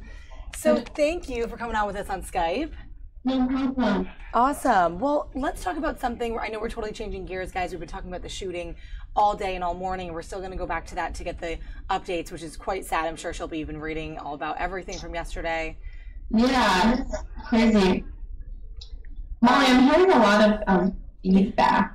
Are you? Okay. Let me try to see if I can try headphones. Okay. We'll let her work. Yeah, it's a little bit unnerving that this, every school shooting, we keep hearing more and more. Let's see. I'll let you guys hear me now? Yeah, I can hear you. Do we have feedback? Is it better? Yeah. Okay, I know. Unfortunately, our video isn't working, so I can see you, but you can't see me. But no problem. So yeah, let's talk about some trending topics in health. I know you frequently come on and just kind of give us the latest on what people are talking about, what can affect our lives, and of course we have mixed ages in our digital viewership here. But what's particularly on your mind today? Yeah, so I think this past week we had a lot of articles about love and Valentine's Day, and hopefully everyone had a good Valentine's Day. It was kind of cool to also see this year that I think there was a lot of push towards self-love and doing things for yourself. You don't always have to have a significant other. But as it relates to health, one of the big topics that we're seeing, and I'm seeing patients in the office, is that there is a big rise of these online dating apps and the phone apps, your Tinder, Bumble, there's a million of them, so I can't even keep up. But people will come to me and say, I've been seeing a lot of people on here, and sometimes they are concerned about STDs. So I thought that was a good thing to bring up, because people aren't really talking about it in regular conversation, but we're seeing really an uptick in the amount of STDs out there, and some people are saying that these apps are to blame. So is there really? So I actually didn't know there was an uptick. What are the numbers like now, or what are people kind of talking about in that regard? So we're seeing, if you see the CDC reports, that syphilis is up 19%, gonorrhea 13%, chlamydia anywhere from 6 to 10%, and it's really young people under the age of 35 that are getting hit hard, along with some of our homosexual population that is also reporting higher rates of STD. Oh, wow. So people will actually come to you and say, and talk to you about this, like in the rise of dating apps and all that stuff. Is there that correlation with? I think they will not necessarily come to me and say, hey, I'm on all these apps, I need to get tested. I wish that that's what they were saying, but I think it's a good time to bring up to you guys out there watching, or if you have friends that are on apps, that it is important to keep a couple things in mind. So first and foremost, if you've never been tested, you should be tested. So see your doctor. This is covered by all insurances. There's places you can go. I think it's called freestdcheck.org, where you can find a center and they will do it completely for free. And they should be testing you for the basic STDs. These include the things that I mentioned: syphilis, gonorrhea, chlamydia, and HIV. Now, all of those are things that we generally check, but you have to request an STD test, or your doctor has to ask you about your lifestyle habits to order that. So it's not just something that's guaranteed. Oh, okay. Yeah, no, sorry. I was thinking about this because I was trying to watch some of the comments. If you guys have any questions or thoughts for Dr. Shelby, please do leave them in the comments, because we want to get your questions answered too. But that's really, really good advice. And it's interesting that it came to mind today or this week, right? Because this week is so much. Right. We have celebrations by way of Valentine's Day. Of course, it's also Ash Wednesday, the beginning of Lent. Lots of people doing things for Mardi Gras. I mean, just so much in this February month that we're transitioning into, I guess, warmer weather this week as well, at least here in the DMV. So there's a lot of stuff. And people are certainly out and about, and I encourage people to spend time with friends, make new relationships. And I don't think these apps are bad necessarily. I think that you just have to be really smart about it. So my advice as a doctor is certainly get yourself checked. And then the question comes up, well, how often do I need to get myself tested? Well, if you've got multiple partners, you really should be aiming for anywhere from every 3 to 6 months. If you have kind of a steady partner, once a year, the annual check is pretty good. And sometimes couples go in together. Sometimes people do it on their own. But I think one of the other hard things is just kind of bringing up that topic. So I don't know, I mean, do a lot of you guys bring that topic up when you're in relationships, or I kind of... Yeah, that's a tough one, right? I mean, everyone has their own. I think you guys probably all have your own thoughts on this. I'm not getting any comments on this. People are being a little bit reticent on this one. But, I mean, it is a personal thing. It's important to know what and when, and you're giving the details quite well here to go in there. And like you said, covered by your insurance. Go as often as you have multiple partners, and or when you think it's necessary with your one partner, right? And then I guess where the availability of it, it's pretty widely available to get tested, right? To like in different places. It is, yeah. I mean, any primary care office can help you. If you don't even want to go into a primary care office, even urgent cares can order these tests for you if you're concerned and you don't have a regular doctor. The real important thing is to just get the test, know the results, and a lot of these things can be treated, but they can only be treated if you know you have it, right? So if you don't know, you could be inadvertently not treating yourself and then passing it on to other people.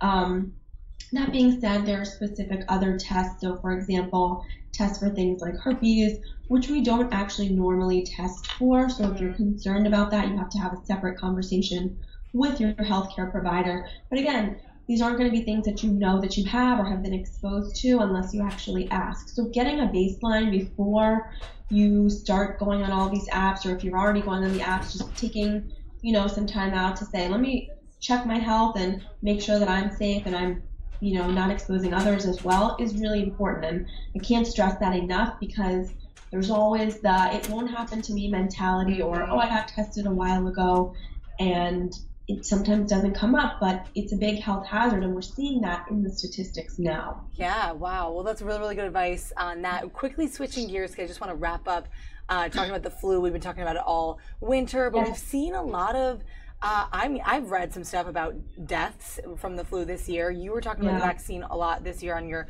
hits here at the station. And what is sort of the status now? Are we winding down the season, and sort of what have we seen by numbers? If you have any of those or thoughts about how people have been dealing with this, or if they're, if it's very severe or people are dying or whatnot.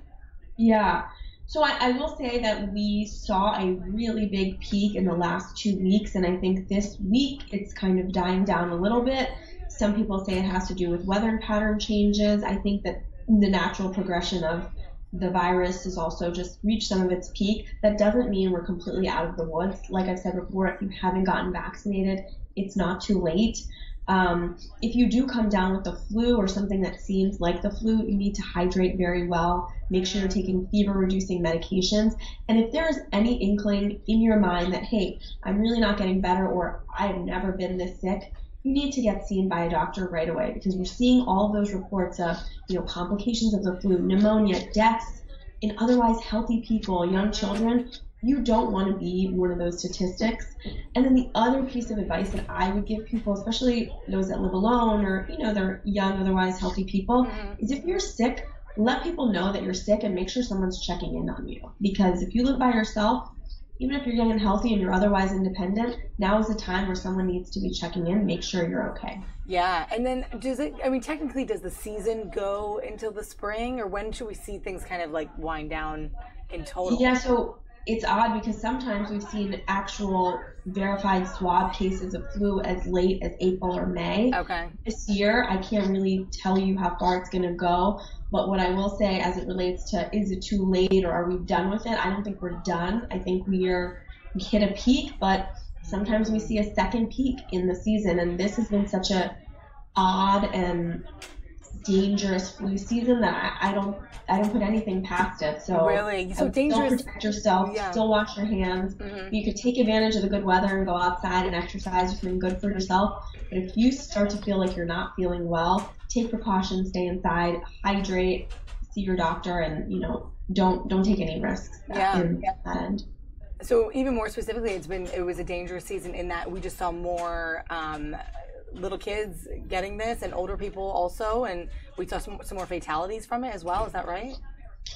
Yeah, so we really consider it to be a severe flu season because it's a combo of more of the fatalities, more of the fact that people did not get vaccinated this season, so we had more deaths from lack of vaccination, and then the severity of the strain and the lack of the match of vaccination to the strains made it all that more deadly. So I think it's just a combination of all of those things that's made it a really bad flu season, and we're not out of the woods yet.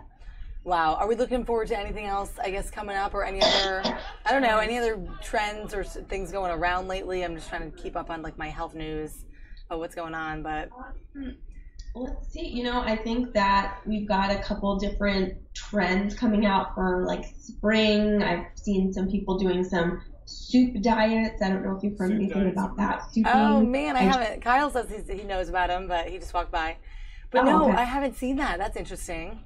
Yeah, so I'll have to look into that and fill you guys more in on that. I actually think that this is going to be a horrendous allergy season coming up into April, like end of March, April. So we need to brace ourselves for that. I'll have some tips for you guys when that really is in full swing. That'll be a good topic. And what makes it horrendous again? Is it's to do with the weather and the everything out there, the plants and everything, and people's condition, I guess? Sorry, say that again. But what makes it sort of a horrendous, if it is, season for that? I think because the severity so when it's really cold, we've had a lot of cold days, sometimes we see a more harsh allergy season. Mm-hmm. And I think that we're picking up on these oddly warm days. We're picking up on big full-blown allergy symptoms in patients and people. So to me, that sort of foreshadows that I'm going to be seeing a lot of that in the office this coming spring. Oh, wow. Okay. Well, we'll talk about more of that later. Just looking at one of the comments, one person saying thank you. So thank you so much, Shilpi, for giving us your time. I know you have patience and you have busy life. If you guys have questions, feel free to message Molly or me. You can reach me on social media, and we can talk about sort of things you're seeing in the news. Sometimes there's a lot of like, is this for real? Right. Which I like bust myths. I love that. I love talking the trends with you because you are definitely in that sort of generation. You know how to kind of relate to that, and plus you have all the doctor and science knowledge for us too, so it's everything, and we can talk to you about what's real, what's not. We see so many celebrities doing stuff that we want to talk about, so we'll talk to you more about that when we get you next, hopefully next week or something. Okay, guys. Okay, thanks, Shilpi. Good talking to you. Yep. Take care. See ya. So that was Dr. Shilpi. Good to have her on. I'm so glad you guys enjoyed that segment. No, it's totally different from some of the news we've been covering, but it's fun to kind of keep that health segment going and check in with her from time to time. So with that being said, I am checking back in with this press conference in Parkland, Florida. Unfortunately, it has not started up yet. This is still our bump shot here. We have all the microphones. They were getting tested. Things were getting cleared away, but we still have not heard from them. I would like to hopefully round out this hour with an update for you on this, because it would give the latest. They were saying that they were going to give more detail into some of the video they looked into, some of the chronology behind what happened, and I think that would be interesting to hear since we've been talking about it all day. Now, I also have a bum shot of this courthouse. We were talking about this as well. We're nearing that 2 o'clock hour Eastern time, and here is the Broward County Judicial Complex where Nikolas Cruz is slated to appear. He's going to be facing his charges regarding yesterday. So we're going to kind of keep both of these shots up. We'll see what we get. Maybe we'll get a live picture of him walking in. Maybe we'll get walking out. We don't know exactly what we're going to get. But again, the latest news is that he had some association with a white supremacist group. The AP was reporting that. And we're finding out more details about his life and who he is. And of course, he's here in person. He's going to be here at this complex coming up shortly. So let's bring a dual shot for you. I'm going to put this up, and then we'll bring up whatever sound we have, if we have either or, to kind of round out this hour of the show.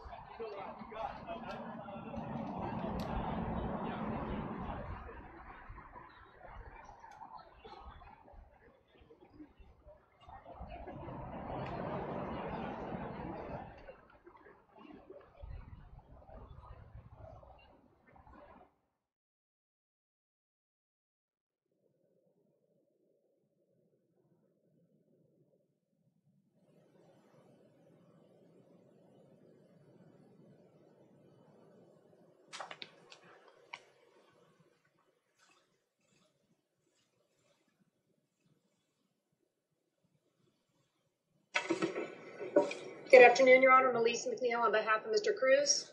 Okay, thank you. Are you Nikolas Jacob Cruz? Yes, ma'am. Okay, sir, you are charged with 17 counts of premeditated murder. I have something very important to tell you. You're charged with some very serious crimes. You have the right to remain silent. If you give up that right at any time during this hearing, whatever you say can and will be used against you in the prosecution of this case. State, how would you like to proceed today? Are you seeking to hold the defendant no bond and a finding of proof evident, presumption great? Yes, Your Honor. Okay, you may proceed.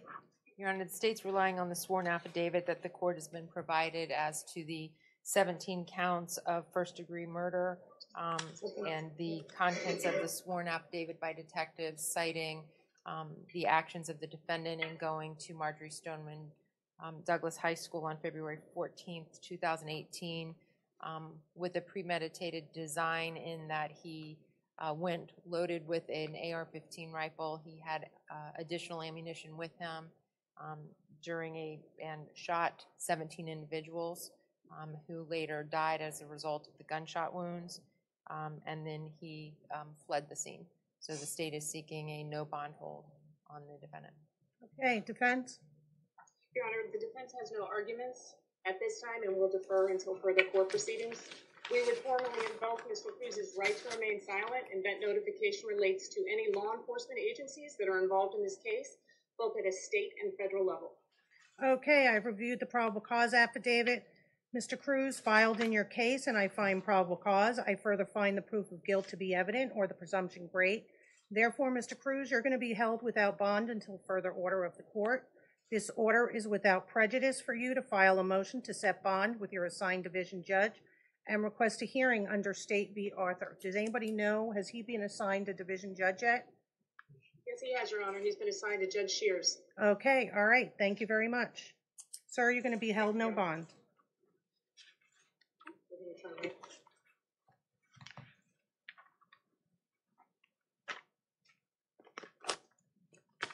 Okay. All right, let's go back to, we have to wait for them to bring them back.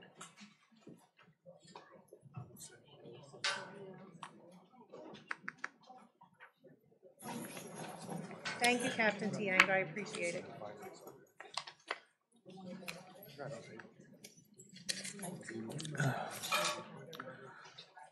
Your Honor, the jail at Rhine called. They have one that they would like to do out of turn if we could. Okay, we're going to go off the record just Sure. for 1 moment.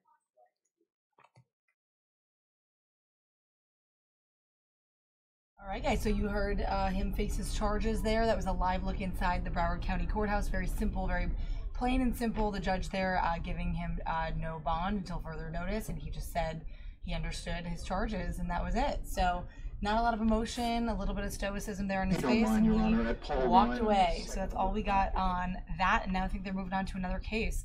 So we're going to go back to this live look outside the area, the staging area that they've made here for media for Parkland and the Broward County Sheriff to talk a little bit more about the updates from yesterday. We were told earlier in the day that he was going to be enumerating some more details from yesterday, including some video and some chronology of what exactly happened based on their investigation. So right now I just have this bump shot. It's kind of plain and simple. Unfortunately, not a lot of movement going on. This is what we're looking at here, but I'm guessing they were possibly waiting for that all to kind of happen, and now they are going to be gathering, because you can see the staging area is quite full. They were testing the mics earlier. Hopefully this is coming up shortly. So we're going to leave you on this shot and give you this update.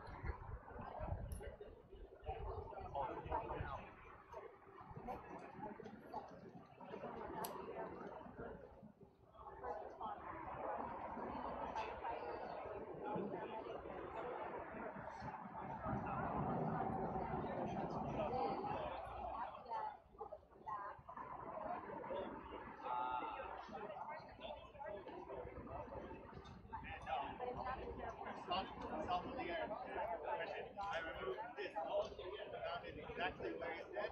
Perfect. Yeah. Amazing how much this will get me. Yeah. Here, sitting on this side.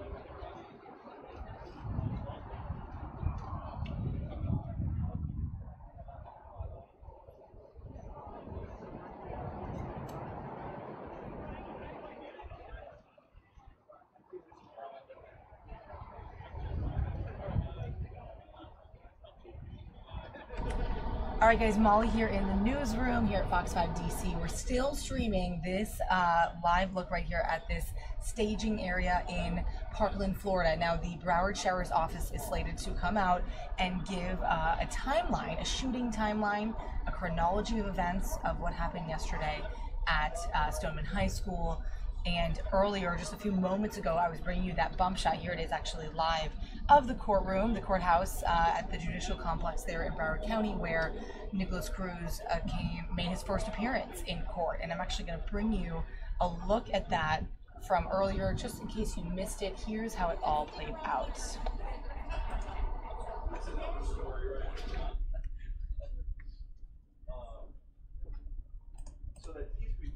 Thank you. Are you Nikolas Jacob Cruz? Yes, ma'am. Okay, sir. You are charged with 17 counts of premeditated murder. I have something very important to tell you. You're charged with some very serious crimes. You have the right to remain silent. If you give up that right at any time during this hearing, whatever you say can and will be used against you in the prosecution of this case. State, how would you like to proceed today? Are you seeking to hold the defendant no bond and a finding of proof evident, presumption great? Yes, Your Honor. Okay, you may proceed. Your Honor, the state's relying on the sworn affidavit that the court has been provided as to the 17 counts of first-degree murder and the contents of the sworn affidavit by detectives citing the actions of the defendant in going to Marjory Stoneman High School on February 14th, 2018, with a premeditated design in that he went loaded with an AR-15 rifle. He had additional ammunition with him and shot 17 individuals who later died as a result of the gunshot wounds, and then he fled the scene. So the state is seeking a no bond hold on the defendant. Okay, defense? Your Honor, the defense has no arguments at this time and will defer until further court proceedings. We would formally invoke Mr. Cruz's right to remain silent, and that notification relates to any law enforcement agencies that are involved in this case, both at a state and federal level. Okay, I've reviewed the probable cause affidavit. Mr. Cruz filed in your case, and I find probable cause. I further find the proof of guilt to be evident or the presumption great.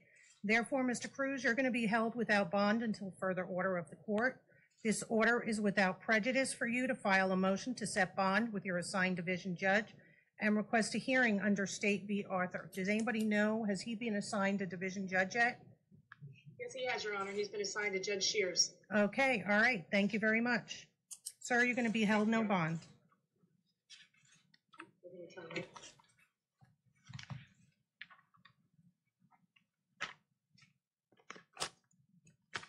Okay. All right, guys, so that was how it all went down just a few moments ago in the courtroom there. Very short and sweet. Not a lot of emotion on his face. You couldn't really read his body language. If you guys have any thoughts on that, let me know what you think if you watch that, because we did play it out a couple times. Now we're still awaiting, like I said, police who are expected to give a timeline of what happened yesterday, more of an sort of organized timeline of events of the shooting per the videos that they've been investigating. So they've been talking about that all morning. Hopefully they've been able to take that time to put it together. We just saw the suspect in court, so things are kind of moving along, but that is that. Now the suspect, Nikolas Cruz, held without bond there for the shooting yesterday. So we're going to hear a lot more about this, of course, in coming days. We know that so many details have yet to be flushed out, including the names of all the victims. We know that the first victim that was identified was Aaron Feiss, who was the assistant football coach at the high school. So his name was out there. I know we did multiple posts on that on our social media. So if you do follow us, you can see some of that. We posted an article and did an Instagram post about him and sort of tracked some of the bigger moments from yesterday on our Instagram. But just some quick stats. We know that 17 are dead, 14 more were injured, according to what we've seen in reports. And it is the 18th school shooting in the United States this year. So the 18th in 2018. And there have been 300 school shootings since 2013. And remember, the last one of this magnitude that was actually greater, 20 people killed, was Sandy Hook in Connecticut in 2012. So back then, I mean, that was when the first graders and 6 adults were killed, and now we see this. So definitely a lot on people's minds. We saw Congress talking about this today. It's igniting speak and talk about the gun control debate. Of course, lots of people saying thoughts and prayers are not welcome. That's not what we want. We want policy and change. So a lot of people bringing that to the Senate floor today. We heard from Marco Rubio, Bill Nelson, both senators from Florida, who had, of course, condolences sent out to their state and to these victims and their families, but they also had some political words to say in regards to gun control. And if you missed some of that, you can actually catch that on our stream when we do bring it down. You can go rewind and kind of catch that towards the beginning when we were just kind of bringing in all the video that we could see. And like I said, right now, the only video we have coming in is this bump shot of that staging area. So we're going to leave it here so that you guys can get to this. We see some memorials going up. There it is. You can see some children there putting flowers on the gate. Lots of people there to send their sympathies out to the victims and their families. And cameras, of course, are there to cover it. So we got all of this going on. The president has been tweeting for the morning. We brought some of that to you as well as his statement, his official statement from the White House this morning at around 11 o'clock. So we'll leave it with that, guys. We're going to show you this video and let you take this in, preceding what is to be the next update from authorities to give us some more details about the shooting from yesterday. It's horrible, they're saying. I don't know. Just what are you feeding out of your back of your camera? I mean, yeah, okay, that shouldn't have any, my mistake. So it's not usable or is usable? Kathy? Totally unusable.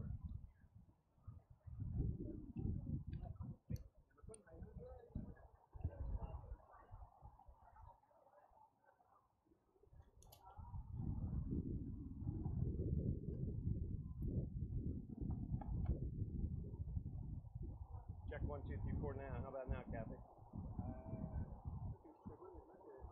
Still unusable.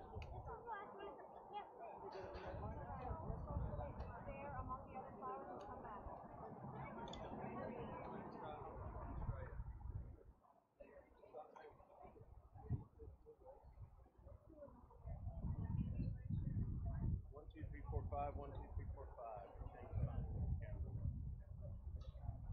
So right now, is it better? No audio now. No audio. You hear channel 2? Channel 2, channel 2, channel 2. Channel 2, it's not?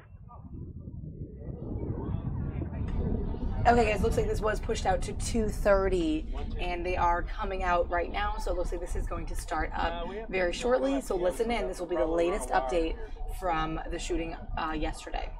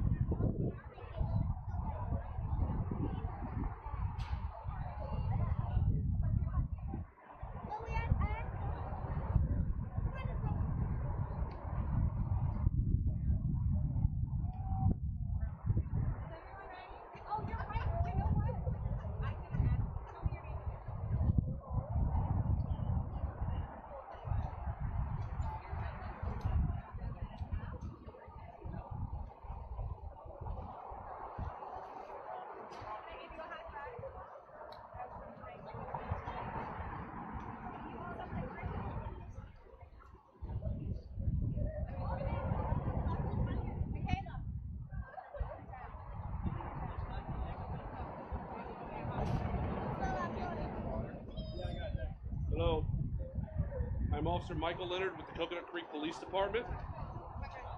I was the first officer to make contact with the suspect.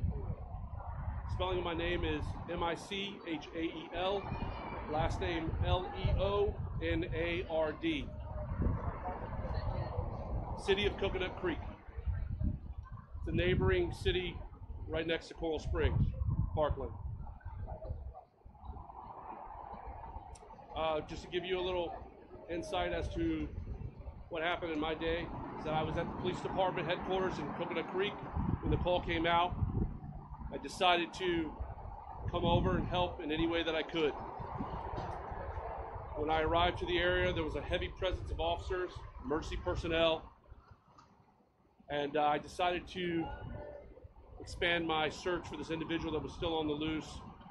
We'd been given information via the radio as to what he had been wearing. This information was provided through the radio dispatch.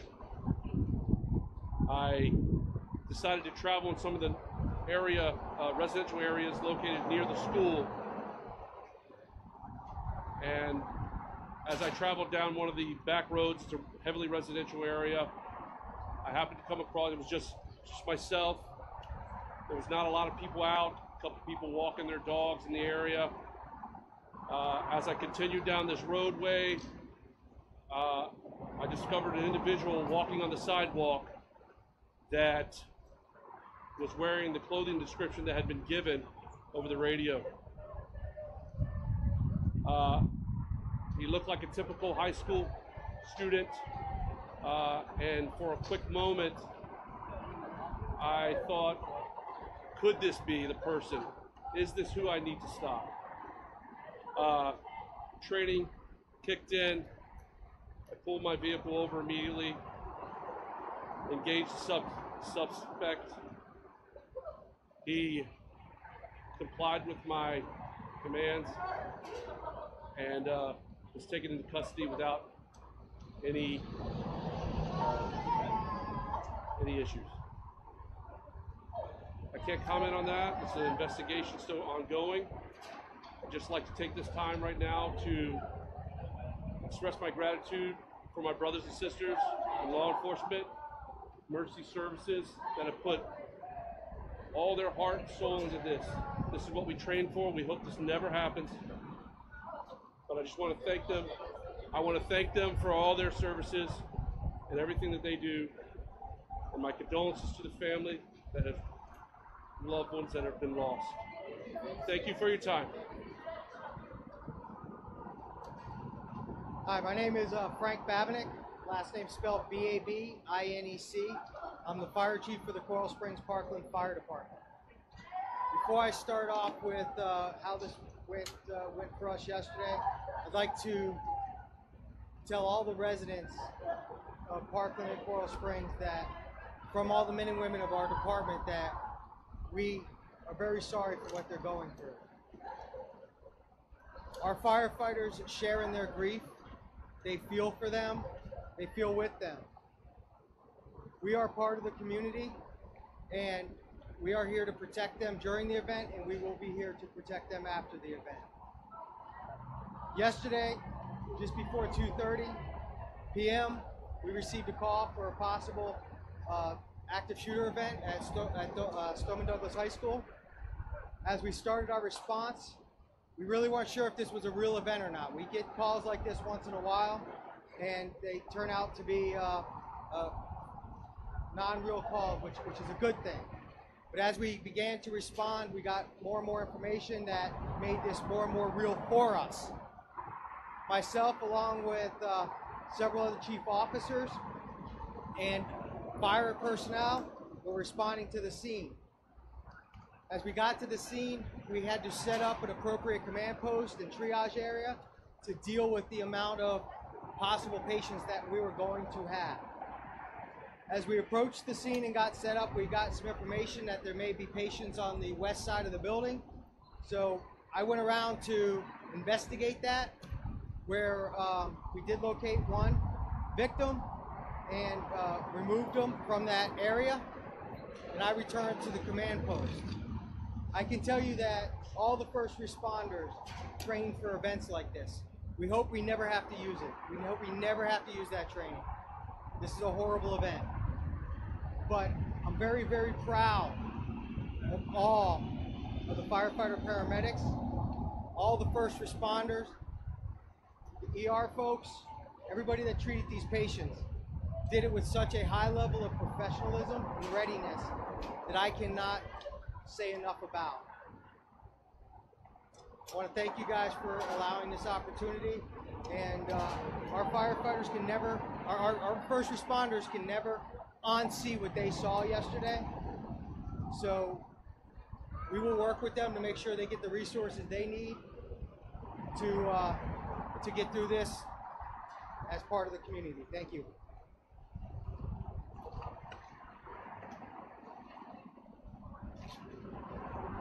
Thank you.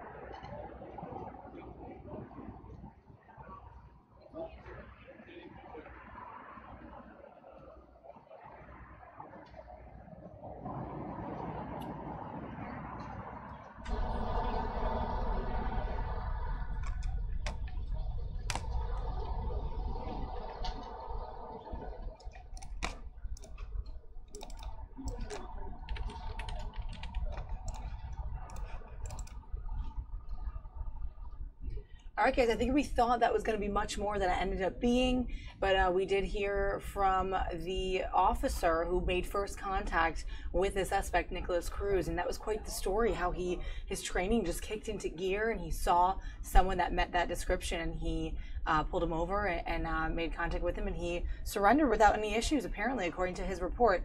And then a couple more details there coming out, but not that chronology that we wanted. Unfortunately, we'd been teasing that out for the afternoon, thinking that they were going to be ready for that, but it sounds like that they don't have all that video and investigation compiled to really bring that to the public, to the media just yet. So that will hopefully be in a future press conference. But with that, guys, it takes us to about 2:30 Eastern time. We're going to roll down our stream here for the day, and we're going to make sure that we stay on this. So do visit our website and our Twitter account and our Facebook page as well. We're going to make sure we stream the important pressers coming into the evening, into the late afternoon, and into later in the night as well, for when they have more details, because I think that timeline, that time frame that everybody does want, is going to be quite interesting for people to learn more about the shooting. So with that, guys, take care. We'll see you tomorrow. We're going to probably have some more follow-up on this story, as well as any other breaking news live events tomorrow on our stream. Thanks for joining us here on YouTube. Feel free to comment away. Let me know what you think, and I'll get back to you as well. All right, take care. We'll see you next time.